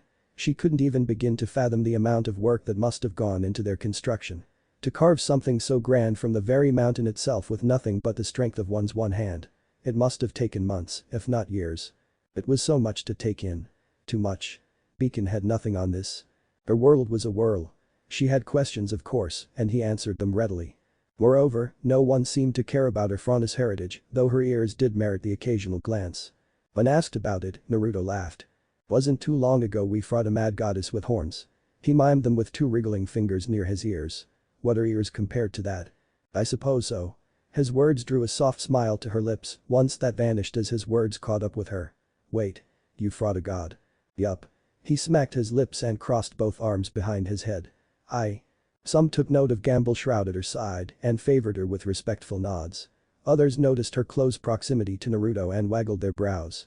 The elemental nations were a far cry from remnant, but gossip was the same everywhere. Much to Blake's dismay, her keen ears heard it all. Uzumaki finally got himself a girl, eh? Shame about that Hyuga, though. She'll be crushed. Too bad. Somebody's got to continue the family line. There's talk he'll be the 7th Hokage. If Naruto heard them, he said not a word. She caught his gaze from the corner of her eye. His smile seemed a little stilted now, a touch strained. Oh dear. He might have heard them after all. Golden eyes sought blue as they walked and both looked away. What was the saying humans like to use? Curiosity killed the cat. Well, it wouldn't be killing her. Not if she had anything to say about it. I wanted to thank you. The words tumbled out of her before she could hold them back. For helping me back there. He squinted at her. I already told you, you don't need to do that. Anybody would have done it. Her expression clouded. No. Most wouldn't. Not for a faunus. Naruto scoffed. Then someone ought to give him a smack. She looked up at him and something clicked. Their hands brushed. My. You two don't waste any time, do you? Kakashi tittered softly behind them and they jerked apart. Blake burned to the very roots of her hair. Blast it all. She'd forgotten about their chaperones. So had Naruto, judging by his flush. I keep telling ya, it's not like that. He flung up his arms for what must have been the umpteenth time. And were you following us? I'm just showing her around. Is that so? His teacher's visible eye creased in mild amusement, much to his student's chagrin. I must have misheard you. Naruto tried a new avenue of attack. Can you at least tell me what's being done about that damn book? A beat of silence. And then. No idea. He sputtered. But you wrote it. And your point is? Arg. In all honesty, Blake was beginning to think his teacher was a bit of a troll. The mystery of the mysterious tome would not be solved so easily. At least his teammates were nice. Sasuke had been silent for the most part and Sakura, as she understood, was something of a healer. Her efforts had seen her walking within a day. The Pinket favored her with a wry smile, but said not a word. Like it or not, she was as much an oddity to these people as they were her. While her semblance was casually dismissed as some sort of clone jutsu, her aura was not. Much to her chagrin, Kakashi had taken an interest in that as well as her ears. And not stopped hounding her about it since. Yes, they were real. Yes, she could hear with them. No, you couldn't touch them. Ugh. She wanted to go home. This place was lovely, but it wasn't Beacon. Time undoubtedly passed here, yet it felt strange all the same. But according to Naruto, only a few hours had elapsed in Vale. Did time pass slowly here? Could she use that? A tiny voice nagged at her, delighted by the possibilities. She should. This was a good place to train. A world without Grimm, where the people lived in peace as they pleased. She could become strong here. Strong enough to make a real difference when she returned to Remnant. Though to do so would mean leaving her team behind. That didn't sit well with her. A miserable look flashed across her face. Naruto sawed. Back to Beacon, then? He asked. Not alone, I think. Sasuke arched an eyebrow. I'd like to see this world of hers for myself. My search for Kagaya's remnants hasn't been fruitful as of late. Sure, if you can get through the damn book. Naruto shrugged. We're still not sure how it works. They're trying to make a gate from it. Blake made choking noises. Naruto was already dangerous enough. But another monster like him. More. In Remnant. Her world was not ready. Nope. Nope sandwich. In the end, she had no say in the matter. Had got your tongue? It was a strange thing, preparing to leap between two worlds. Blake held next to no experience with such things having been unconscious for her first trip and so when the finally came to depart, she found herself at something of a loss. Painstaking reparations were made and she watched them numbly, not sure what to expect. The proceedings were actually quite interesting for an outsider to observe. She took many notes. Shinobi put their heads together. As one, they went to work around the book. Seals were painted around the leather tome with painstaking care. Chakra carved itself into the ground. Forged from fire and steel, a gate began to take shape. It wouldn't be finished until long after they departed and so she paid it little mind. Her mind was already elsewhere. What would it feel like to pass through the book? Would she be aware of it? Would it hurt? Would she feel anything at all? Truth be told, she'd come to enjoy her time in Naruto's village. These ninja were not at all what she'd expected. Rather than refute her, everyone had welcomed her with open arms and more than a few knowing glances in Naruto's direction. As if she were one of their own. With news of her departure she'd found saddled with gifts. A repaired and enhanced gamble shroud stood chief among, as well as a host of more versatile weapons besides. Shuriken and kunai were surprisingly easy to use once you got the hang of them. She had a brace of each now, one for each limb, with others secreted away on her personage. And you're sure it's only been a few days on Remnant side? Yup. Naruto grinned right back. I checked. Thrice. She frowned. Not even a week. Yoop. But I've spent so much time here. Blake wasn't so certain. She'd had time enough to recover and then some, even getting a bit of training in on the side. Should she feel guilty for that? This was a once-in-a-lifetime opportunity. Ninja. Actual ninja. Anyone would do the same in her shoes. She hadn't even been here 3 months and she already felt like she could wrestle Yang. Maybe not win, but definitely put up more of a fight than before. How powerful would she become if she actually devoted herself to training here? Her mind gibbered at the thought. Unstoppable. She'd become unstoppable. That settled it. She wanted to come back here someday. She hadn't even seen half the village, much less the lands beyond. Now she had to rush home and make sure everyone was alright or risk losing her place in Beacon entirely. It just wasn't fair. Hey, you're trembling. You alright? A hand alighted on her forehead, snapping her back to reality. Got a fever or something? Lake jerked back with a start and caught those brilliant blue eyes stare into her, fraught with concern. She didn't miss the flash of confusion within them. Blasted. Her heart skipped a traitorous beat. He had no idea what he'd just done. Somehow, it endeared him to her all the more. No one had fussed over like this in ages. Not since Seno. Best not to think about Adam. So she didn't. Her mind went somewhere else instead and conjured up a filthy line from one of her novels. The assassin climbed atop her companion, straddling him with her hips and no. Bad brain. Behave. Treacherous thoughts. Blake. The hand waved before her face now. Earth to Blake. Anybody home? Her ears flattened atop her head. It's nothing. The Kashi tittered behind them as he worked. Doesn't sound like nothing to me. Don't worry. Sasuke said. I'll make sure he uses protection. Blake felt her throat go dry. Had a call but quivered with suppressed laughter, shoulders quaking with quiet mirth. Naruto, blind to the byplay, cocked his head like a curious fox. What are you talking about? Maim. Murder. Destroy. Exterminate. Blake made angry Blake noises and flushed to the very roots of her hair. For a wild moment she considered beating the lot of them about their heads with the blunt end of Gamble Shroud, consequences be damned. Thankfully she was saved from further humiliation by Sakura before Naruto could take notice of her embarrassment, much less comment upon it. With a long-suffering sigh and a less than flattering comment, she drew Naruto aside and took him to task as a sister might their younger sibling. Make sure Blake takes it easy. She chastised him, digging a finger into his chest. She should be fit to walk and fight, but I don't want her tearing anything. Sure thing. That same sunny smile flashed out again. I'll keep her safe. Blake squeaked. His teammate quirked a pink brow. Will you now? Well, yeah. She's important to me. Just like that, all of Blake's anger and embarrassment melt into a gooey puddle at her feet. Had she possessed a tail it would have been waging. As it stood she could feel her ears twitching with giddy glee. Her lips quirked in a silent smile. Times like these reaffirmed her trust in him. Here was someone who trusted her implicitly. Who believed in her, uncaring of her past or what who she had been before. It was a heady feeling. And if someone tries to hurt her, I'll break their everything. The Fonda slapped a hand to her face, muffling the quiet groan that followed. Honestly, he could be such a boy. You best. And be sure to dress warmly. Sakura reached in and cinched Naruto's cloak tight about his shoulders, fussing over him further. Did you remember to pack yourself a lunch? Yes. Good. Do you have the salves I prepared for Blake? What about the radio? No. Well, make sure they're still there. Chop chop. Sakura. Naruto stomped a foot and whined. I'm not a kid. Quit it. A brow quirked and his defiance flat-lined. Alright, you can be such a mom sometimes. Blake couldn't help but feel that she was intruding on something terrible personal. Were the two of them? She shrank back half a step. Sakura caught her by the wrist and tugged her back. Closer still now. Gloved hands fussed over her own cloak, tugging her closer yet. Warm lips brushed her ear. Don't mind him. The healer murmured while their resident blonde was distracted.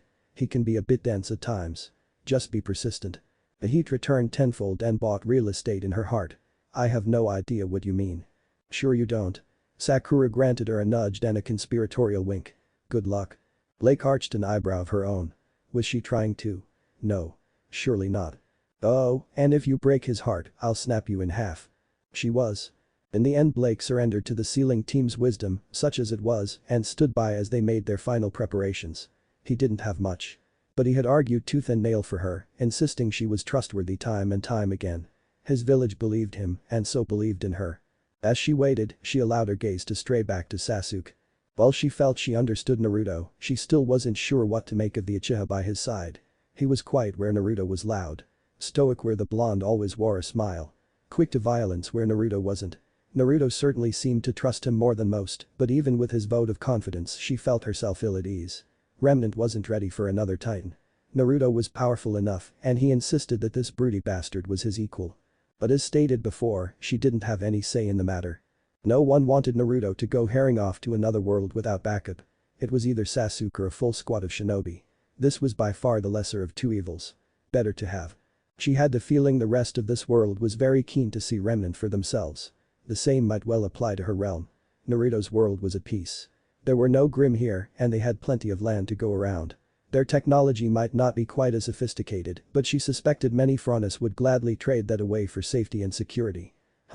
Something to consider for later, she supposed. Ready, then? Naruto offered her his hand. Blake accepted it, threading her fingers with his. Sasuke reluctantly clamped a hand down on the blonde's shoulder. Great. Naruto grinned. Now, whatever you do, be sure to hold on tight and don't fall. Fall. Fear took wing in Blake's heart. Wait, what does that mean? Her worlds trailed away as the world burned bright. Roman Torchwick jolted upright as a certain book burst into light atop his desk. What the hell? Unfortunately, said Jolt, upset his precarious position. In short, it sent him crashing backward out of his chair.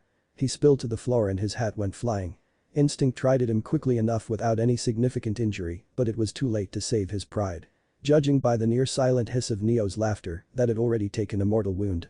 Under normal circumstances he would have made his partner pay for her shenanigans. Alas, he found himself very much occupied.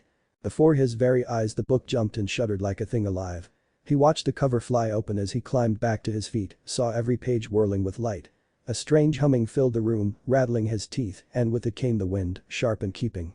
Papers flew from his desk, flying about his office as thought caught in a hurricane.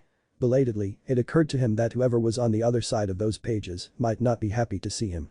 And that was who he, though it was he hadn't exactly parted on the best of terms. Neo? He hollered. Get your ass over here. Now. Too late. Something came hurtling through. Arg. The dark shape rocked out of the pages and bowled Roman over again. His head struck the wooden floor with a sharp crack. Aura fizzled sullenly. There was a weight on his chest. He growled and tried to push it away, only to be rewarded by a groan. One that became a growl. Roman looked up. Someone looked back. Blake Belladonna absolutely hissed. You. Roman spat. Bugger. If she was here then yep, there was tall, bright and dangerous now, leaping from the pages as if he'd been born to them.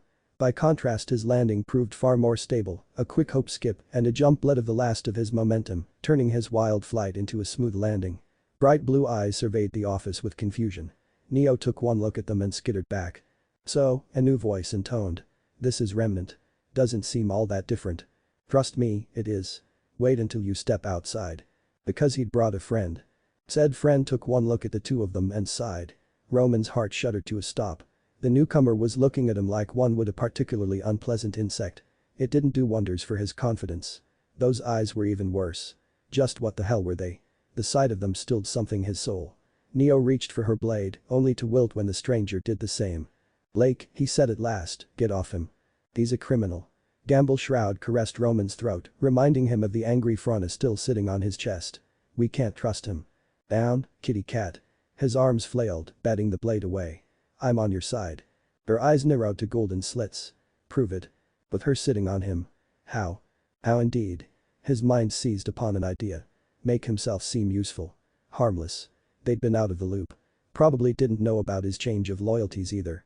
Well, alright then. He could use that. And so Roman started talking. His silver tongue had only failed him once before because really, Cinder was a bitch. And he prayed it wouldn't fail him now. His luck didn't betray him, nor did his tongue. He spoke quickly and swift. Incredibly, they listened. Londi even dragged his crazy cat off him. Maybe things were turning around after all. But hey, if you don't believe me, Cindy's got a warehouse where she's been storing loads of dust, weapons and a stolen Atlas Paladin. When no one took the bait, he sighed. None of you know what that is. Of course not. Regardless, they're guarded by a few of my old boys and White Fang. Blake hissed. Ha. Got her. Mention them and she'd pounce like a cat on catnip. Feel free to burn it. Or confiscate it. Whatever floats your boat. Naruto thumbed his chin. Cinder, you mentioned that name before. Yup. Real bad bitch. Is this warehouse important? There was tall, dark and broody again, just staring at him. Beneath those eerie eyes, Roman couldn't help but be honest. Enough to put a serious dent in her operations if she hasn't moved it. And this Cinder woman. He leaned in. Will she be there? Maybe. I don't know. His shoulders rolled in a weak shrug. She never put down roots as far as I knew. Sasuke smiled. It was not a pleasant smile. Tell me where to find this warehouse. I'll do you one better. I'll draw you a map. Roman didn't miss Naruto's frown as he scurried past and pulled out his materials. He just ignored it while he worked, that was all. Whiskers might be a good guy, but his partner in crime seemed to be of the opposite persuasion. He had no doubt that this swordsman could fillet him 7 ways to Sunday without breaking a sweat. Typical good cop bad cop routine. Except these two had the bite to back up their bite. Thankfully it only took him a minute to sketch the route. Here you are. Naruto frowned at the map. Sasuke, no. Bad idea, even for you. Sasuke, yes. The last Uchiha plucked it from Roman's hands, read it over once, nodded, and tucked it under his arm. Let me have this, Naruto. Another sigh. You're gonna use Amaterasu, aren't you? The silence that followed proved telling. That or Susanoo? I've not decided. You know what? Fine. Naruto flung up his arms. You wanna smoke out a bunch of bad guys? Go nuts. But. He stabbed a finger forward, jabbing his ally in the chest. This better not come back to bite us. We're supposed to be making a good impression here. Not smashing everything in sight. I feel like I'm missing something here. Blake frowned. What's an Amaterasu? Sasuke wasn't the sort to cackle. But his smile deepened. Roman only looked away for an instant. A second. A sliver of time. When he looked back, Sasuke was nowhere to be seen. Bloody creepy, that. Did he just? Best you don't know. Naruto yawned. You got a couch here, Roman? Wanna put my feet up for a bit? He blinked, noticing something the rest of them hadn't. Well, after we deal with our little eavesdropper. Blake stiffened. The door shuddered violently. Everyone froze. Knock, knock. A familiar voice chimed. Anybody home? Their spy didn't give them time to answers before she kicked it open. Well, well, well. Yang Xiaolong waltzed in, grinning from ear to ear. Look who the cat dragged in. Heya, Blake. Let's talk. Blake wanted to cry. Why did it have to be Yang? RWBY she could shoo away, Weiss she might be able to distract, but Yang. She was indomitable. Insatiable. Other words that ended in able. RWBY's sister could not be cajoled, she couldn't be distracted, couldn't be bought or even bribed. This was going to end poorly, she just knew it. Thankfully, a quick glance over her shoulder allayed her worst fears. Naruto had vanished to parts unknown once again, no doubt squirreling himself away as he'd gone before. Thank heaven for small mercies. If Yang saw him now, the teasing would be legendary. But where was Neo? Perhaps had Miss Belladonna looked over long, she might have noticed a bit of displaced air where Naruto and Neo had been. Alas, she did not, and that moment of inattention left her very much as the mercy of another blonde. Roman. The thief gulped. Actually gulped. Yeah. Lilac eyes flashed red. Flames burned through her hair. Get. On. He all but shot out the door, leaving Blake to her ignoble fate. Maybe Yang wasn't angry. Hey, partner. The fiery blonde bumped the door shut with her hip. I missed you, partner. She locked it for good measure. Where the hell were you, partner? Alright, she was angry. She had every right to be. Steeling herself, she struggled to speak. I can explain. Yang seized her by the shoulders. Blake barely had time to tense, expecting a punch. It never came. Strong arms dragged her forward, pulling her into a bruising embrace. The blonde's chin came down on her shoulder to trap her in place. Just like that she could herself caught, arms bound at her sides, helpless to do anything but balk. Yang. We were worried, damn it. Her partner pulled away and gave her a rough shake. You just vanished after that scroll call. Where were you? Did she trust her with the truth? Her ears dropped. I can't answer that. Not right now. Fine, be that way. Yang's grin returned full force. There's something else I wanna ask. There was a silence. And then. Suo, where is he? Blake blinked. Where is who, now? Their boyfriend. I heard voices. Blake was careful not to look at the book, still sprawled out on the table. I have no idea what you're talking about. Holding out on me, eh? We have ways of making you talk. Yang smelled weakness and all but pounced. Seriously, where is he? There's no point in hiding him. Blake blocked the book with her body. I'm not hiding anything. See, you say that, but I smell bullshit. Behind her, the air shimmered. Naruto's head poked out of Neo's illusion. Just his head. Nothing else. Blake nearly swallowed her tongue at the sight. Because he was smiling. Oh, dear. She knew that smile. She'd seen it a time or two in the village, and each time it promised utter chaos for those involved. Yang caught her eye and followed her gaze. What are you staring at? She rounded on him and froze. Naruto's head grinned back. Boo. Yang's shrill scream split the afternoon. Ghost. Everything was burning. Black fire licked across shipping containers. Tongues of shadow and flame devouring all they touched. Nothing was spared. The warehouse burned. There was no mercy. Only flame. Only death. Only power. The battered and broken bodies of the White Fang lay sprawled about the yard, dead or dying. And still the fires raged ever on. Cinder balked at a raging inferno of darkness. She blinked once. Twice.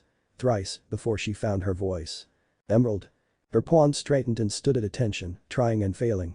To hide the fear she felt. Yes, ma'am. I believe I just fell in love.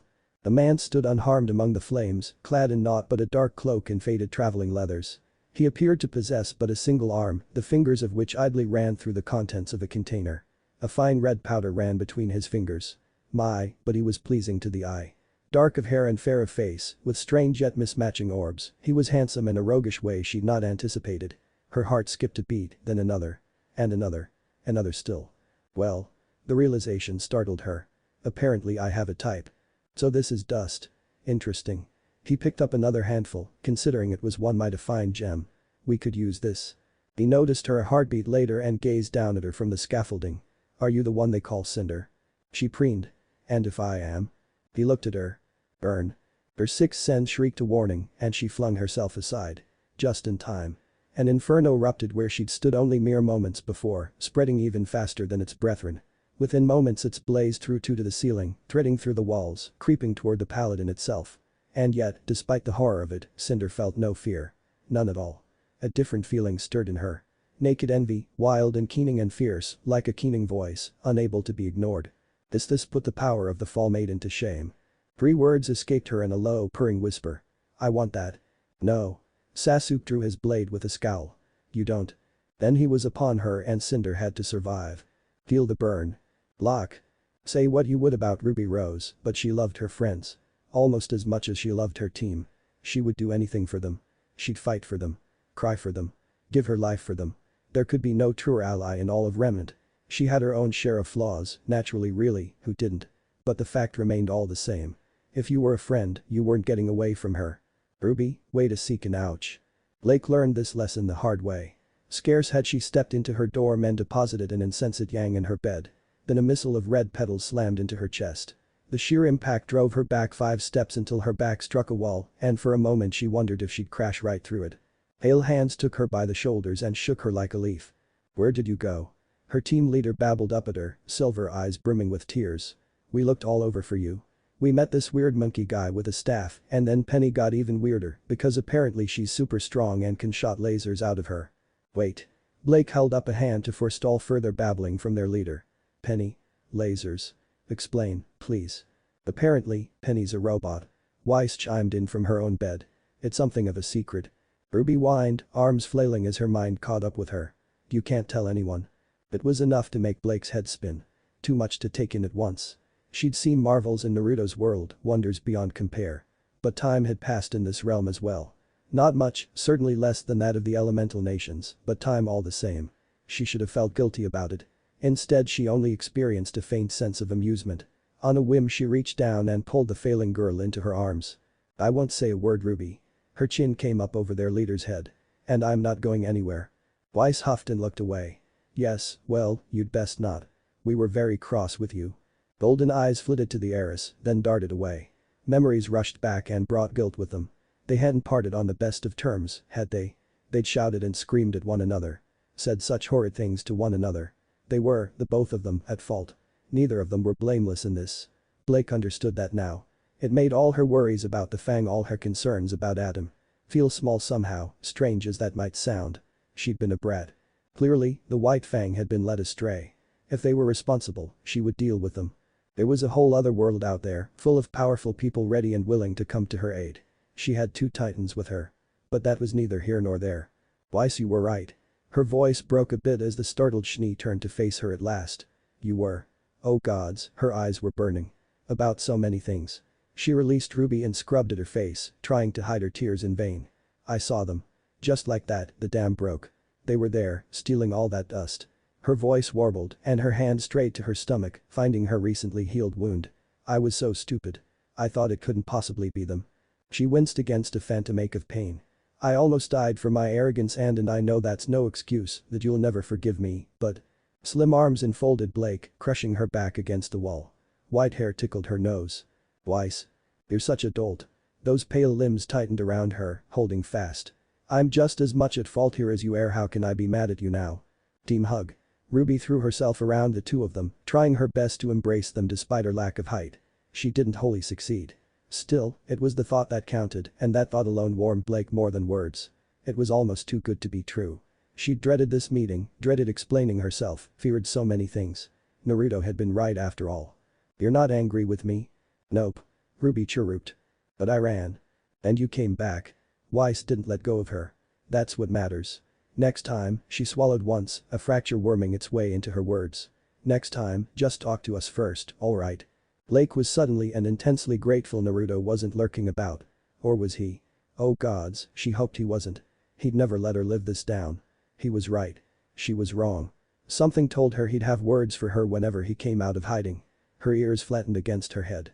She'd never live this down still, maybe it wasn't so bad. I won't run again. I promise. She hiccuped. I really don't deserve you to. Damn straight. Yang groaned in her sleep and flopped onto her side. Only then did they remember the blonde brawler. Now sprawled out cold on her cot. Oh, right. RWBY drew away with a blink. What happened to her? Did you find her like that? Is she sick or something? Weiss pulled back with a bit more reluctance and laid a hand to her forehead. She doesn't appear to have a fever. Despite her best efforts, Blake felt her lips twitch into a smile. No, Yang most assuredly wasn't sick. She'd have words of her own for her once she finally roused herself. Words for her and Naruto like, assuming she ever managed to track him down. Not likely, that. When a ninja didn't want to be found he couldn't be found. But when they did. Naruto's head popped out of Neo's illusion. Boo. Ghost. The buxom blonde foamed at the mouth and toppled backward, eyes rolling in her head. She got too excited and fainted. The lie came easily to her lips. I carried her here, obviously. Her ears twitched. Sorry for the abrupt entrance. A fit of whimsy struck in good mood and her tongue betrayed her with ruthless vengeance. I guess you could say I came in with Aang.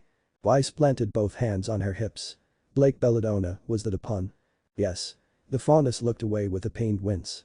No. RWBY snickered. Hehin with a Yang. She's infected you, too. Technically, it wasn't a lie. Yang had fainted. And she had been excited. Frightened, really. Same thing. It counted. Yeah, remarkably, RWBY accepted the answer for what it was. That sounds like something Yang would so. She's so silly. You have no idea. An awful thought occurred to her. And please, please, please don't tell her I made a pun. She'll never let her be. That still leaves one last question. Leave it to Weiss to notice the Goliath in the room. Where were you?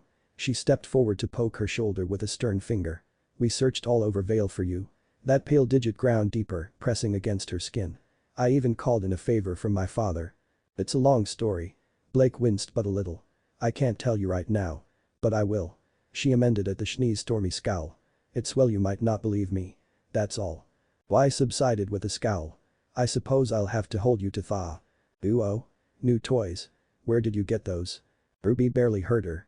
She'd finally now noticed Blake's new attire. Moreover, the bandolier of experimental kunai and shuriken she wore.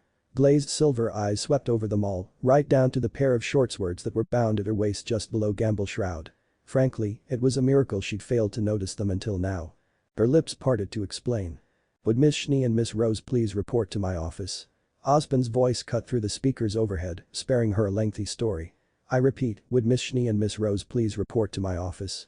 Miss Goodwitch wishes to have a word with you. Weiss latched onto their leader's hood. RWBY. What did you do? Weiss. The little reaper flailed helplessly as she found herself dragged away. I didn't do anything. It's probably Torchwick. Blake waited until she was certain the unlikely duo was gone. Only then did she turn her gaze upon the suspiciously still form of her friend. You're awake, aren't you? Yang rolled over. Yup. Why pretend, then? Wanted to have a word with you in private. Her partner grinned like the cat that caught the canary and slaughtered its entire species. Suo, she propped herself up on one arm, is that ghost of yours gonna make an appearance again? Blake stiffened. I have no idea what you're talking about. Is that so? He looked pretty handsome. Maybe I should try my luck. A rare knot of anger twisted itself into her heart. She wasn't sure why. She had no claim on Naruto.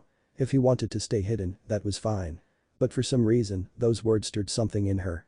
Too late, she realized what it was. Anger. It burned through her, hot and heady, rising with righteous indignation. No. The word tore out of her before she could think to hold it back. He's mine. Oh? Yang's brow shot into her hairline. Is that so? Uh-oh. Alright, then. The shit-eating grin that followed told Blake all she needed to know. She'd been played. Her smile was positively predatory. We need to get you a dress. Wait, what? Her spine stiffened. Dress? What are you talking about? Yang didn't dignify her with a true response. She only laughed. Blake made angry Blake noises. Ooh, she sounds angry. Naruto whistled innocently as he slipped through the halls of Beacon. Neo was a silent shadow behind him, quiet as the grave. In hindsight, he wasn't quite sure why the silent girl was following him. She'd not left his side since he gave Yang a fright. She hadn't dropped her illusion, either. Thanks to her cunning little trick, not a soul could see either of them. It made things easier, certainly. Neo tugged at his sleeve. Hey, it's fine. He waved her concerns down. Let them have their reunion. They deserve it. And they certainly don't need me mucking THNGS up. That said, his hand slipped out as they parted to evade one unwitting Cardin Winchester. A paper came up in his palm and tape with it already in hand. The bully never felt him slap a kick me sign onto his back and kept on his way, unaware of the laughter that followed. We've got a bit of free time now. A blonde brow quirked at her. What'd you say to a prank spree? She cocked her head like a wary she-wolf. Two fingers flitted between the two of them in an unmistakable gesture. Nah, not on each other. The smile that followed threatened to split his face. That wouldn't be any fun. I was thinking something more along the lines of. He leaned down to whisper into her ear. Neo fell silent. Frowned. Smiled. Her eyes lit up. Quick as you please, she spun back and stabbed a thumb over her shoulder. In the same moment she simultaneously stuck out a limber and caught poor Russell Thrush by the ankle. The teen slammed face-first into the floor and ran off, gibbering about ghosts. Of course we can involve Roman. Naruto laughed when her fingers flitted out again. Did you have something in mind? Her head bobbed eagerly as he leaned around her and hissed in Skylark's ear. Poor lad jumped. Neo shrugged and gave Dove Bronzewing a shove, sending him tumbling into his partner. Not bad, Naruto's head bobbed as they squabbled, but a bit too classic for my tastes. Here. Try this. Quick as a flash he flowed around them and breathed cold air on Cardin's neck. Cardian. Even as the poor boy froze in fear, he tapped his shoulders with a still unseen hand. Kirdian. He grinned, offered another deep growl in Kurama's voice. I'm hunting you. The result was nothing short of spectacular. That's it. The leader of Team CRDL flung up his hands. I quit. Screw this school. The armored boy shrieked and fled with his team, as if the hounds of hell were hot on their heels. Well? Naruto quirked a brow at Neo. She sketched a low bow. Up top. The blonde raised his hand. In a single graceful bound, the diminutive girl leaped up, slapped him a high five. That was the thing about bullying bullies. No need to feel bad about it. Pull that poor girl's ears, would they? Not on his watch. See, this was why Naruto liked the world of Remnant. Not only was it fresh and new to him, but he'd already found a kindred spirit in Neapolitan. She was of the mischievous sort and her ideas put his to shame. Putting our earlier scuffle aside, he found her rather agreeable. So long as she didn't attack Blake a second time, he could let bygones be bygones. She'd clearly learned her lesson from the docks. And if she ever took it into her head to try and attack them a second time, well, he'd just have to kick her ass to Kingdom Come. But back to her ideas. Some of those pranks were downright fiendish. Who knew you could do that with shaving cream? Was this what it felt like to have a sibling? Sure, it must be so. His mind embraced the madness wholeheartedly. You know, I always wanted a little sister. Neo slammed into his side with a giddy grin. A distant plume of fire lit up the night from Vale, visible through a nearby window. Probably nothing. Naruto rolled his shoulders and shrugged at the sight. Sasuke's a big boy. He's got this. Cinder did not have this. Nope. Not at all. Sasuke struck and she fell back, fighting for her very life. For every attack she retreated, barely able to hold her own. It was maddening. Infuriating. Exhilarating in a way she'd never know. Parry. Riposte. Kick out at his legs. She'd never seen a fight like this before. His blade sang, trailing sparks. She blocked it by crossing her blades, only to grimace as he simply forced her away yet again. How could someone with one arm be this strong? It beggared belief. Those eerie eyes met hers through his midnight black hair. Is that all you have? His heel kicked out. Cinder fell. She crashed through the scaffolding, slammed through a bullhead, tore out the other side and hit the ground running. This was madness. A sudden spike of heat served as her only warning. Then her world imploded anew with fire and flames. The aspiring maiden dove behind cover to evade it, only to find her disciples waiting for her there. Ma'am? Emerald looked her way, bleeding from a nasty cut to her forehead. What do we do? She never had a chance to answer. Children, all of you. The specter of vengeance scoffed somewhere behind him. You're no shinobi. Mercury hissed. What the hell is a shinobi? Do you? It means God. Now bow. The blade of purest light pierced Mercury's chest through cover, skewering him like a stuck pig. The assassin froze, turning trembling eyes upon his wound. Emerald gasped. Cinder balked. Seriously? He croaked the word aloud, a thin line of blood running down his lips. Just like that. Mercury. Emerald yelped and tried to crawl forward to help him, but it was already too late. Sasuke's blade swept up then through the assassin's collarbone, cutting through flesh and bone with the telltale sizzle of cooking meat. Mercury was left to slump forward in a puddle of his own blood. In a single fluid movement Sasuke reversed his grip on the blade's hilt and stabbed down into his body. Mercury twitched once and fell still.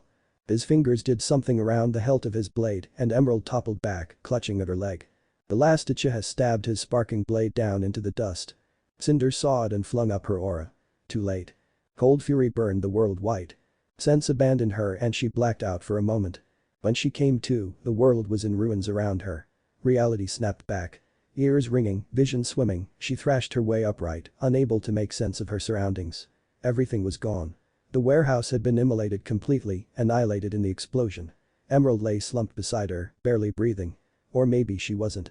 Cinder couldn't tell. Everything was spinning. Of Mercury's corpse, there was no sign. Not of the white fang bodies, or even the paladin. And then he emerged from the haze, eyes burning. Have you learned yet? Fight or flight warred in Cinder's mind, tearing it to pieces. She chose the former. Flames flickered at her fingertips. Weak, uncertain, unsteady. Her power was not complete. She was, even now, only half a maiden. Is this what passes for a fire jutsu in this world? His blade cut through her fireblast like weak morning dew. I am not impressed. That same sword flashed out, nearly taking her eye as she evaded him. Heed my warning while you can. Turn back before it's too late. Cinder moved to meet him again, conjuring a fresh pair of blades. And what do you know? More than you, silly girl. He parried her assault effortlessly, turning a graceful sweep into a stumbling tumble that carried her well away from him. I once walked the very same path you do now. She spun and lashed at his back, only to meet empty air. I know these very steps. Who hurt you? Her attack fumbled and he drove an elbow back into her eye. Who was it that put you on this path? Her world went red. Quiet. No one had ever asked about her past. None dared. His questions were sharp and probing. Not like Rhodes, never like Rhodes. There was no gentleness here. Only vicious intent. He was worse. He picked her apart with ease, tore through her defenses as if they were made of naught but paper. And still she fought on. They ranged about the ruined warehouse like flame itself. Ever moving, never pausing, never hesitating for a moment. No peace here. No weakness. No mercy. Only strength. One would stand. One would fall. There could be no other outcome. She wanted to win. She had to win. The alternative was unacceptable. Not for fear of failing her master, but for fear of what this young man might do to her. He'd already cut down Mercury and wounded Emerald. There would be no reinforcements. For the first time in a terribly long time, she was alone. Cinder flung a wave of glass at her attacker. It landed well short and detonated, kicking up a cloud of dust and flame. She vanished into it, trusting in the haze to hide her movements. Her heels clicked against the grid and she kicked them away. Lightning flashed after them, incinerating the shoes even as they tumbled in the air. She flung another wave of jagged glass after him and was rewarded by a grunt of annoyance. Not pain. She slipped aside as a fireball pierced the gloom, nearly immolating her on the spot. All the while her heart hammered, like prey before a predator. I know the pain in your eyes. His voice followed her in the smokescreen, stern and firm. You seek power to prove yourself. To never be weak again. In that, you've made a mistake. And what mistake is that? She crept up on his exposed back, glass dagger in hand. He rounded on her and caught her by the wrist. Now. She lashed out with the other, seeking to take advantage of his weakness. Black flames blossomed across the length of her arm. Cinder crumpled with a shriek, clutching at it. You think you're entitled to everything just because you've suffered, but suffering isn't enough. His visible eye fixed on her, sharp and piercing as she writhed in agony. You can't just be strong. You have to be smart. He leaned forward, well into her personal space. You can't just be deserving. You have to be worthy. His forehead pressed against hers, stealing her breath away. But clearly, all you have ever been. White. She dove at him, to no avail. Is a petulant child. And I will tolerate your arrogance no more. Prepare yourself. He pinned both arms above her head and slammed a knee against her stomach. Breath burst from her lungs and her back arched in a frantic attempt to escape. His grip held firm despite her efforts. Until he wrenched her down and slammed her to the floor. A weak wheeze fled from the aspiring maiden's lips as she lay there. The flames ravaging her arm guttered out, leaving the limb horribly burned. His sword tickled her throat. Do you truly wish to die that badly? The keening whine fled from Cinder's lips. She didn't. She wanted to live. Death meant the end of everything. All her plots, all her schemes, all of it undone by the single stroke of his sword. She'd lost to a one-armed man. She couldn't remember the last time she'd been bested this thoroughly. Not even Salem herself had humiliated her in such a fashion. But this one had. Was it possible to learn such power? He'd awakened something in her. Even with full power of the Fall Maiden, she didn't think she'd be able to best him. Even with help. She wasn't sure she wanted to. Was it possible to learn such power? His victory over was complete. She lay broken at his feet and he'd barely broken a sweat. She hadn't landed a single blow. By the brothers, he didn't even look tired. There was only one way out of this disaster. One singular path in which she lived to fight another day. Cinder raised her hands. The blade left her neck. She moved slowly, carefully, so as not to draw his ire down upon her. Before she bent a knee, bowed her head, and pressed her right fist to the scorched floor. He didn't move. She went a step further and prostrated herself before him, full pressing her forehead into the ashen dirt. The words were spoken. A single set of syllables. They changed everything. I submit. Puddles and chakra. Come on, you can do it. Blake scowled at her palm furiously. Nothing happened. Nothing changed. Nothing at all. Then again, she didn't expect it to. Her eyes narrowed and still nothing. It remained the same as it always was. As it had always been. No matter how much she glared at it, nor how hard she focused her will, she couldn't muster so much as a spark. If she could, she probably would have burned a hole in her palm by now. Squaring her shoulders, she reached around to grab her wrist and tried to focus anew. Her fingers clenched into a claw, trying to grasp something she couldn't quite see in her palm. Only empty air awaited her there. Focus.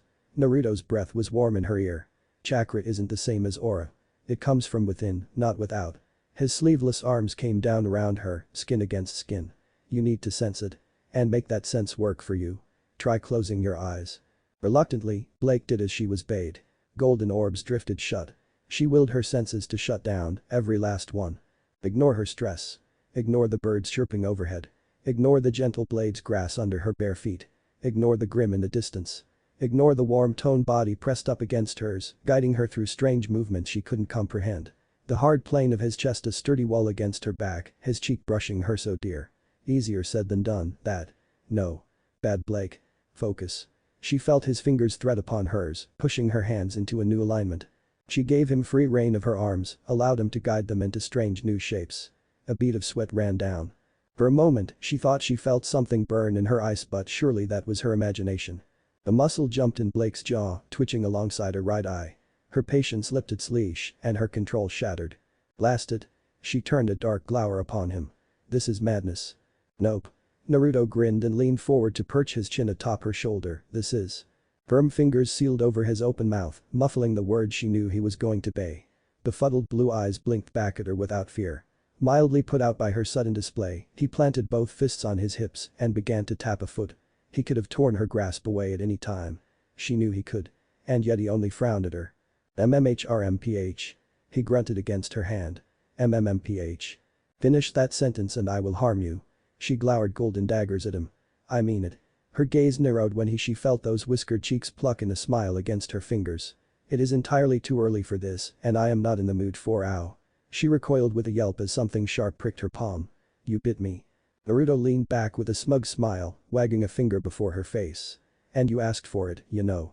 Yellow eyes flashed as she cradled the red imprint he'd left upon her hand. Turnabout is fair play. Chomp. Bitch. Now it was Naruto's turn to recoil with a yelp of his own. Sharp teeth. You drew blood. Blake looked down upon him with a smile just shy of smug. You asked for it.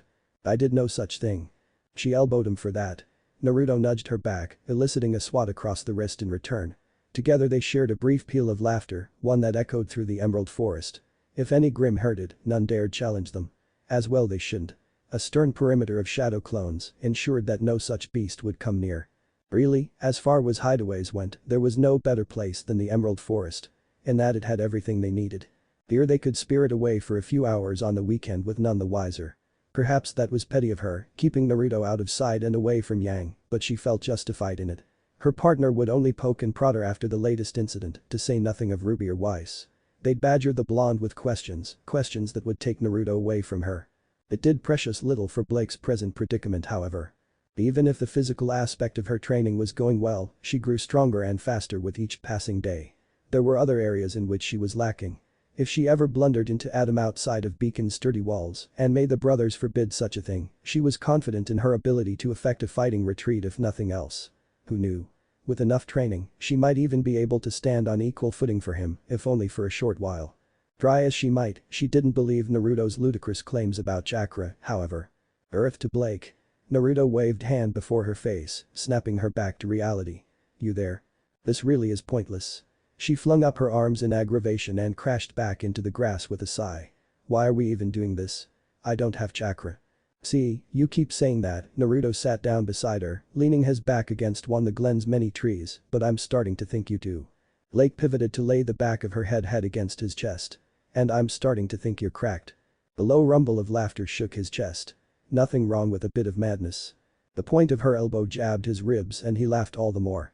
Blake smiled a bit as she settled in against him. Madness, indeed. This was her body, after all. Surely she'd notice if she started manifesting strange new abilities. Aura. That, she had in spades. She knew that. There could be no doubt of it. And yet Naruto had struck up with this strange argument this morning. Insisting that he'd started to sense something in her. Something different. Something new. She knew his ability to sense someone was second to none, but this was beginning to border on the absurd. They'd already spoken long and at length of chakra, then aura-like. People didn't just grow chakra coils overnight. It wasn't done. You had to be born with them. Kakashi had said as much. And yet. She couldn't deny that she felt different. Stronger. Ever since she'd returned to Beacon to Remnant. She felt what was the word? Whole. Yes, that was it. As if she'd discovered a missing piece of herself. One she had never known was missing in the first place. With each passing day she felt stronger. Kurama doesn't lie. Her companion held up a lone finger.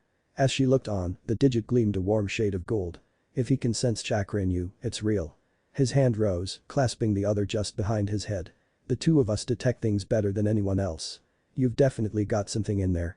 Something that isn't aura. She shifted a little against him. How could that even happen? Got a thought or two on that. He shrugged and let her hip rest against his. Might have something to do with us crossing into my world the way we did. When her brow furrowed, the Jinchuriki met her confusion with another shrug. You were there for a while, after Al and you almost died. The flash of guilt stole over Blake. In truth, she tried not to think of it, but not for the reasons one might expect. She'd seen things as she drifted between life and death. Strange things. Things she'd sworn never to speak of. Unbidden she recalled a brief candid glimpse of a child, a young girl who looked eerily like her and. Spacing out again. Naruto gave her a nudge. I remember. Blake felt her ears twitch atop her head as she found her voice. You never really mentioned my Ricaveragus that it was touch and go for a bit. Was it really that bad? Yeah. The blonde uttered a jaw-popping yawn to hide his anxiety. With all that blood you lost, I had to donate a fair bit of mine. She wrinkled her nose at him. And you think that might have done something? Could be. He lifted his gaze to regard the setting sun. It's potent stuff. Now her ears drooped. I'm sorry. For what? Getting hurt. His hand came down on her shoulder. Don't be. Things are better now. Whatever comes next, we'll figure it out. Golden eyes flitted down to his palm. Blake felt her heart skip another beat. Stupid heart. It was just a hand. There wasn't anything special about it beyond the innate strength of its owner. Well, they were already lying out here in the open, and classes were out in preparation for that blasted dance. What was the saying she'd heard in Naruto's world? In for a penny, in for a pound. She didn't much know what a penny had to do with anything, but she understood the spirit of the saying in theory. Her hand reached down to thread itself within his. Together. Naruto closed his eyes and leaned back against the worn bark with a wistful sigh. Together sounds nice. Sleep first. A yawn escaped her. After everything you've put me through today. That sounds nice. They sat in companionable silence for some minutes more, simply resting and recovering their strength. Nothing happened. Nothing romantic. Nothing overt. Merely two warriors from two different worlds simply taking comfort in one another's company. Nothing more. In time, Blake wondered something might come of this, but for now, nothing did. They simply lay there. Naruto broke the silence first. No yang today. Not that I've seen. The ghost of a smile touched her lips. Something of a white lie, that, but she wasn't about to tell him. It's a weekend. She's probably lurking around somewhere. And trying to hunt her down, given how long she'd been avoiding her. Still, it wasn't as if today was important or anything. A golden eye creaked open. What about you? Haven't seen Sasuke for a bit. I'm sure he's fine. A grin curled at his sleeping face. He's probably off being broody somewhere. Her lips quirked. He does like to brood. Heh. Naruto leaned back, still not opening his eyes. Trust me, he's a lot better off now. An ear twitched as she luxuriated in his warmth. Don't tell me he was worse than this. Huge worse. Tried to kill me a couple times, rule the world, that sort of thing. Against her better judgment, Blake pushed herself upright. Excuse me. Low laughter rumbled in her ear. Wanna hear the story? Her eyes drifted shut again. I'd like that. You sure? It's a long one. Rather than answer, she nestled against him again and laid one ear against his chest. Naruto took that for the acceptance it was and began to weave his tale. Only a short time ago, Blake wouldn't have even dreamed of doing something like this. Strange as it might sound, she was oddly comfortable around him. Dare she say content. When she was with him alone, all her walls came down and she found herself comfortable in a way she wasn't around her team. Delicate ears twitched just a moment before she heard the footsteps. A faint rustling noise against the grass that had crept right up to them when she wasn't listening. Golden eyes burst open. Oh gods, her team. And then. AHA. Yang Xiaolong crashed down before them with a snarl that would have put Cinder herself to shame and left more than a few huntsmen cowering in fear. There you are. She noticed Naruto a heartbeat later and her smirk took on nigh legendary levels of smugness. Hey there, ghost boy. Quick as a dragon she changed gears and flashed him a saucy wink. Not gonna run away this time? Nah. Naruto creaked a blue iris open. Comfortable. Don't wanna move. Blake quailed to tips of her toes. This isn't what it looks like. Well, it looks like you're cuddling. Oh. Naruto yawned. So that's what this is. Huh. Neat. Blake made angry Blake noises. You're not helping. Don't care, sleepy. Odds he could be such an oaf some to miswit. Only then did she notice something. Yang wasn't wearing her traditional attire this evening. No, not traditional at all. In place of her casual outfit she'd done a rather revealing white dress, just the sort of thing one might never expected her to wear. It was so out of character that Blake couldn't help but take notice it. Something stirred in the back of her mind. Did she feel like she was forgetting something? Why are you wearing a dress? Oh ho. A blonde brow quirked. Forgot about the dance, have you? Naruto shifted a little. Dance what now? Oh. Oh, no. No, no, no. Blake's heart quailed anew. Naruto went curiously still against her. She couldn't quite see his face from this angle, but she had the distinct suspicion he was regarding her most intently. She hadn't forgotten that, surely. It wasn't tonight. She would have remembered if it were. Surely she would have. In vain her mind cast about for an excuse. Is that tomorrow? Yang grinned like the cat who caught the canary. Tonight, actually. Meep. Naruto sat up. Alright, I'm a little lost here. Yang. A cloud of crimson petals heralded Ruby's arrival in a little red dress with entirely too many frills. And conspicuously barefoot. I'm not wearing those stupid shoes anymore. They're awful and Silver eyes locked onto Naruto with all the intent of a heat-seeking sniper. Ooh-oh. An adorable smile spread across her face. Is that the guy? Yup. Yang planted a hand on her hip and winked. Sure is, sis. The little reaper frowned. Why isn't he wearing a suit? That seems to be the question of the evening. Right on cue, Weiss descended on a road of glyphs, clad in a little white number all her own. Her scowl was nothing short of thunderous. With her arrival, the last of Blake's hopes shriveled into dust and blew away in the wind. Once is an accident, twice a coincidence and 3 times a pattern. Had she really lost that much track of time during her training? Naruto leaned in. Are we in trouble? Blake felt her ears droop atop her head. I think we are. Well? Weiss scowled. Blue eyes flitted up and down the length of her body, noting her distinct lack of address. What do you have to say for yourself? Nope. Blake tried not to bolt. She really, truly did. Her instinct simply got the better of her. It wasn't her fault, alright. Running away was a perfectly natural response to any problem. She surged upright, quite ready to swap herself with a clone and flee until Naruto's arm locked around her waist, binding her in place. Her spine stiffened, but only for a moment. Then she scowled. Traitor. She thrashed in his grasp to no avail. His strength kept her pinned against him, even as she thrashed about like an angry cat. You must be Team RWBY. She all but felt him smile against her. Nice ta finally meet ya. Yang whistled. Wow. Smooth operator, this one. Before they could ask their questions, the air shifted and someone else appeared. Seems we're late after all. It was easy enough to recognize Sasuke. If only because no one else short of Neo could appear from thin air like that. Alas, it seemed even had fallen prey to tonight's madness. Gone was his traditional attire. Someone had crammed the surly shinobi into a striking blue tuxedo, complete with a black bow tie. His left sleeve lay tied up, leaving his handicap on full display. He looked fit to snarl. Naruto blinked owlishly. Sasuke. What the hell? Uchiha had the good grace to grimace. It's a long story. Not so his companion holding onto his arm. Not at all, rather a short one, really. It's a pleasure to meet you all. A beautiful woman clad in crimson stepped out beside him, her body temptation incarnate. Black heels clicked against the ground. Golden eyes regarded them, framed by dark hair and a pale complexion. They could have been sisters, but for the lack of faunus features. She tilted her head to one side, dark tresses, briefly concealing her left eye as she smiled at them. She didn't look at all put out, if anything, she appeared mildly amused. Blake didn't trust her. Not for one bloody moment. I'm sorry, Cinder smiled, is this a bad time? Yang sighed. Here we go again. Weiss and Ruby took one look at the unlikely duo. A pair that had sprung from quite literally nowhere. Blake knew their reactions before they knew it themselves. Naturally, they screamed. Ghost. And the world spun on. Am I being ignored? Leagues away, a being of pure evil opened her eyes. The wind whistling through her empty tower provided no answer. Salem flounced back into her throne and regarded the silent seer with an angry huff. Still no word from Cinder. She planted her chin in one hand and sulked silently. No, surely not. I'm the antagonist. They wouldn't ignore me. Spiking the punch. Blake wanted to run. Running was good. Running was safe, running was a perfectly natural instinct when faced with peril. She'd run from her parents, run from the White Fang, run from her guilt. Maybe she should run now. Nothing wrong with a little running. Running was a good defense mechanism. After all, running had never failed her before. Wait. It had. Alas, it seemed running wasn't an option tonight. Barring that, she wanted to dive into her bed, pull the covers up overhead, and stay there until this madness was over. But that too, was no longer an option. For all her strength and skill, she simply couldn't escape her troublesome partner. She'd already tried.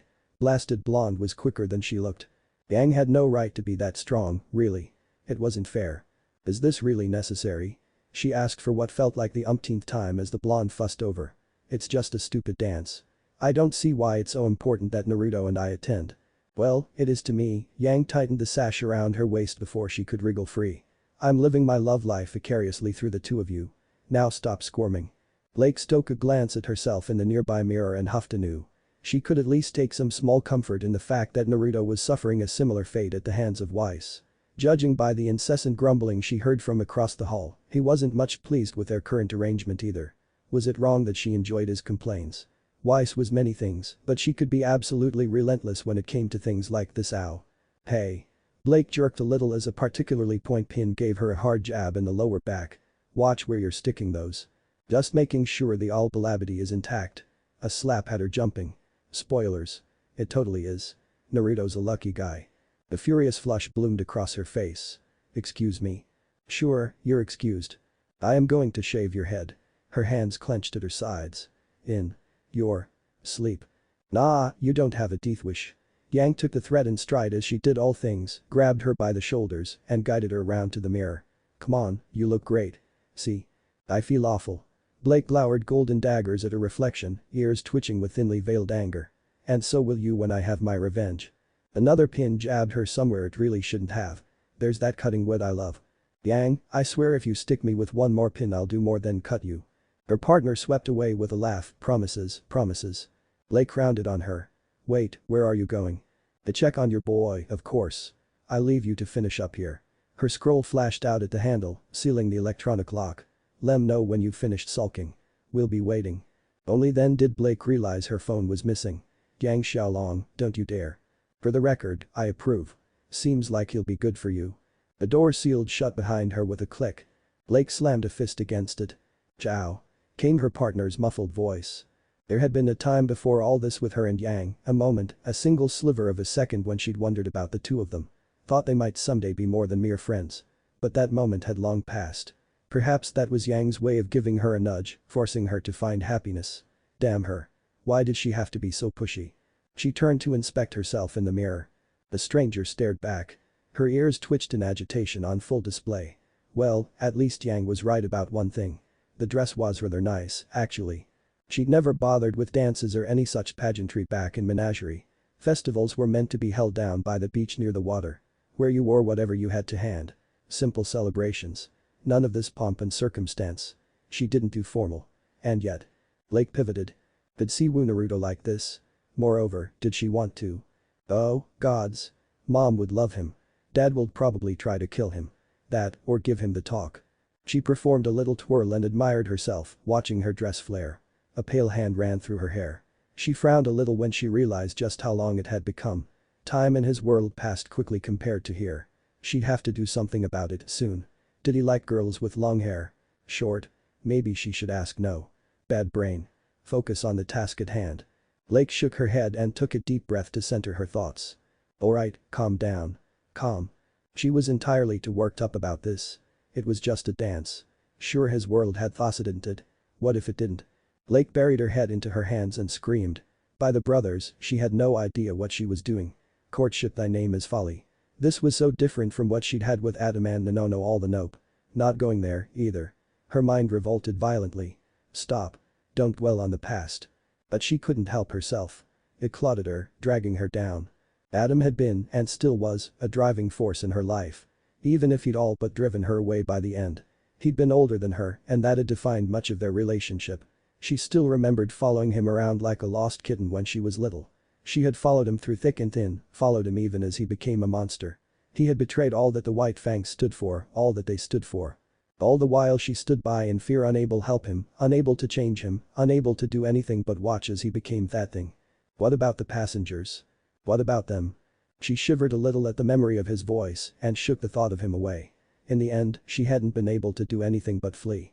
Cut the cars apart and run from him as she ran away from everything else. She couldn't go through that again. Never again. Their face twisted at the thought. Yang's words came to mind once more. I think he's good for you. Maybe he was. Naruto didn't lead her, nor did he follow. He didn't walk in front of or behind her, but beside her. Running away from him, wouldn't change anything. Hell, if she ran, he'd probably catch her. Gods knew he was fast enough. Surely it wouldn't hurt to try. No. She would try. For his sake as much as hers, she had to try. Be brave, you dolt. She willed the words more at herself than anything else. For once in your life, don't run. No more. She wouldn't run from this. Her days of running were over. Alright, then. She gripped the doorknob in hand. Then she knocked. Once. Thrice. Twice. Let me out. I'm ready. Naruto didn't recognize himself. It seemed a strange phrase for someone who had lain waste to armies, fought in the last great shinobi war, and bested a goddess, but there it was. He simply did not recognize the stranger staring back at him within the glass. Nope. Do not like. Do not like one bit. Rip and tear the suit. Exterminate. To be fair, his reflection scowled right back at him. Clad in an elegant red suit paired with matching shoes and a black tie, he felt every bit out of his element. How could someone possibly fight in this? Neat and clean, dressed with polish and poise, he looked like some kind of Ansei? Kurama chimed in. Yes.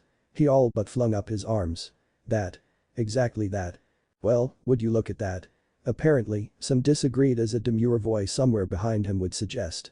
You clean up rather nicely, for an oaf. He pivoted to glower bloody red daggers at Weiss. There would be a reckoning for this. She didn't know it yet, but oh there would be one. He'd prank all of them for this. Her, Ruby, Yang, the whole school. None would be spared. Beacon would look lovely spattered in orange graffiti. Just the thought of it made him smile. You do realize I was called the king of pranks for a reason. She quirked a pale brow at him. And. Just a warning. Geez, Yang's head poked into the room, you and Blake are pretty heavy on the threats tonight. And as for you. He jabbed a finger in the unrepentant blonde. Don't think I've forgotten your part in this, Xiaolong. Your hair's gonna be pink. Wait, a thought occurred to him when her smile didn't waver. Weren't you helping Blake? I was, she crossed both arms behind her head, but she's in a bit of a mood. So I came to check on you instead. Concern reared its head. Did something happen? Maybe I should check up on her. No, no, no. His fellow blonde all but body blocked him. You can't see her until the dance. She's right. Weiss joined her teammate, all but creating a wall between him and the door. It's tradition. He growled. To hell with tradition.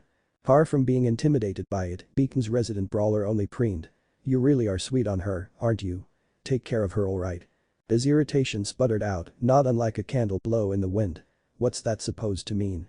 Weiss slapped a hand to her forehead. Honestly. Anyone can see she low MMPH. Nah, Yang leaned back, a hand clamped firmly over the Shnee's mouth, we're gonna let you two figure this out yourselves. More fireworks and all that. Should be fun to see who cracks first. He blinked anew. I don't get it. You will when Blake pins you to a wall. Why snapped. Boy. Sorry, Yang drawled, but she's got a point, call it as I see it. Just, and here she winced a little, be good to her, yeah. She's my partner. So nice. Why did he feel like Yang was giving her away to him? And if you break her heart, I'll break you. Ah. There it was. He very much doubted these girls could do anything to harm him on a good day, but for their sake he went along with the ruse. Not sure I get what this about, but I'd ever heard her, so. Yawn. Ruby's wail pierced the stilted silence that built itself between them. These shoes suck. You can't make me wear them. Wanna bet? Yang scooched past him. Now if you'll excuse me, I have a little sister to corral. Roman swore as the book all but burst to life on his belt. No. I said no, for crying out loud. Not again. Someone came crashing through. Neo tilted her head at them. Well. Ruby was forced into those shoes in short order. She kicked and screamed the entire way. Naruto took cold comfort in knowing he wasn't the only unhappy one tonight. From there, Yang and Weiss Frog marched the two of them out the dorms only because he let them. And down into the courtyard. Amusing as it was to have three girls fussing over him, he still felt out of sorts the entire way down. Was this what it felt like to have sisters? He wasn't sure how anyone could stand it. At least Sasuke had been wise enough to skip all the madness and leave early, the cheeky bastard. Why didn't he think of that? Because you're you. Traitor. You're supposed to be on my side. Stop sulking. Wai saw him pouting and moved to adjust his tie. You really do look rather nice. Naruto grumbled angrily, refusing to be mollified. I look like a prissy ponce. Is that so? A hand touched his shoulder. Then how do I look? Blake. He pivoted on one heel, prepared to tell her just what he thought of all this. Instead his jaw clicked open. Wow. Who was this sexy gorgeous creature, and what had she done with that surly cat he'd come to know and love? She'd abandoned her traditional attire entirely in favor of a short purple halter neck dress, split up the right side with a black collar. Translucent black mesh sheathed her shoulders, décolletage and back, while decorative black swirls covered the left side of the dress before flowing up the left strap. Black pumps completed the outfit in her bow. Blue eyes widened. Was absolutely nowhere to be seen. His tongue committed mutiny immediately. Holy hell, you're beautiful. The slow flush of Belladonna's face was a remarkable thing to behold. Her ears perked up first, then immediately flattened in embarrassment. Heat crawled through her face, leaving her mouth to work wordlessly as all her words died a horrible gurgling death. She looked left. She looked right. She looked back to him. Idiot. She muttered at last, all but burying her face into his side. You weren't supposed to say that. Ruby started clapping. Oh. Yang punched the air with a triumphant cry. Ha. I win. Pay up. Wai slapped a wad of lean into her hand. Honestly, why do I even bother? Aw, you know you love me. Do what must be done. Do not hesitate. Show no mercy. The masked girl knelt in reverence. For the White Fang. Arm in arm, Naruto and Blake crossed the threshold. A sea of bodies awaited them on the dance floor, some familiar, others not. Very few to him indeed. Blake felt just as stiff at his side, her movements quick and agitated, ready to hide behind him at the slightest provocation. He supposed that was better than her fleeing at the first sign of trouble. Frankly, he'd take what he could get at this point. Can you dance? In a sense. He muttered back. I'm more worried about someone seeing me. Her ears drooped. With me? What? No. It's just that I'm not good with stuff like this. He scratched the back of his head once for good measure. I'm pretty sure Sasuke and I shouldn't be here. They really shouldn't. Low profile and all that. We're not exactly students here now, are we? People will ask questions. No, they won't. Her arm linked with his. Eh? I said they won't. Blake barreled on, reassuring him. You're with me and he's with that woman. Her lips pursed and she made a face looking like she'd bit into a lemon. Everything's fine. He followed her gaze and saw the source of her discomfort. You don't trust Cinder, do you? No. She shook her head. Do you? His brow furrowed. It wasn't hard to find Sasuke, if only because he looked so surly. Cinder was another matter. She all but radiated smugness as she clung onto his arm. Nothing more. No plots, no schemes, just a lovely young woman hanging off a young man's arm, basking in the jealous stares that followed in their wake. I'm not sensing any negative emotions. After nearly 10 seconds, he gave up. Could be she's reformed. That, or he scared her so badly she had a mental break. Her brow furrowed as he led her to one of the punch bowls. And you believe that? Always so inquisitive. Remind me to tell you how Sasuke and I grew up, someday. His mouth quirked at a particularly fond memory. Those were the days. He took a cup and drank, smiling a little when she did the same. Everything was simple back then. Said smile became a wince when she moved in and laid a kiss on the Uchiha's cheek. Hoo boy, Sakura ain't gonna like that. Another glass came and went between them. Maybe someone should warn her. About what? Right, how to explain it. Best be blunt. Well, the broody bastard ain't exactly taken, but Sakura's really sweet on him and. Familiar face on your right. Kurama chimed suddenly. He's walking away from you. Naruto paused, with a blink. Was that a flash of silver hair he'd seen just now? Nah. No way. Kakashi couldn't possibly be here. Craning his neck, he found no sign of the man he'd just seen. Still, the image tugged at him with a faint thorn of concern. He wasn't that much a troll, was he? What was he up to? He had a sinking suspicion about this. I'll be back. Blake released his arm abruptly, claiming his attention once more. Just need to freshen up a bit. Save some punch for me. Yeah, sure. He murmured. You know where to find me. I do. Half-lidded eyes regarded him intently. She sashayed away, hip swinging. Naruto tried not to follow with his eyes and failed miserably. That sway had to be deliberate. Sasuke considered himself a patient man. Once upon a time he had been anything but. Young and bitter, full of wrath and hatred and spite toward the world, he'd sought to burn everything. He'd been a monster in all but name. He'd seen things, done terrible things, all in the name of vengeance. It had taken many trials and tribulations to turn that once wrathful young man into a bastion of calm. At least, he preferred to think so. But tonight, he found that patience tested. Having fun. His gaze shifted to the source of his woes. Cinder really did look lovely tonight. That formal crimson evening gown etched with swirling designs on it, flowing sleeves all. A lesser man would have fussed over her like a fool. A more paranoid soul would have thought this an act, a ruse, a trick to make him lower their guard. He knew it was something else altogether. What was the word Shikamaru used? Troublesome. That was the one. Cinderfall did not frown. There was no need for it. She simply basked in his presence, like a girl who had been starved of sunlight. Ah, but she was looking at him, and he must attend for now. I suppose. He grunted at last.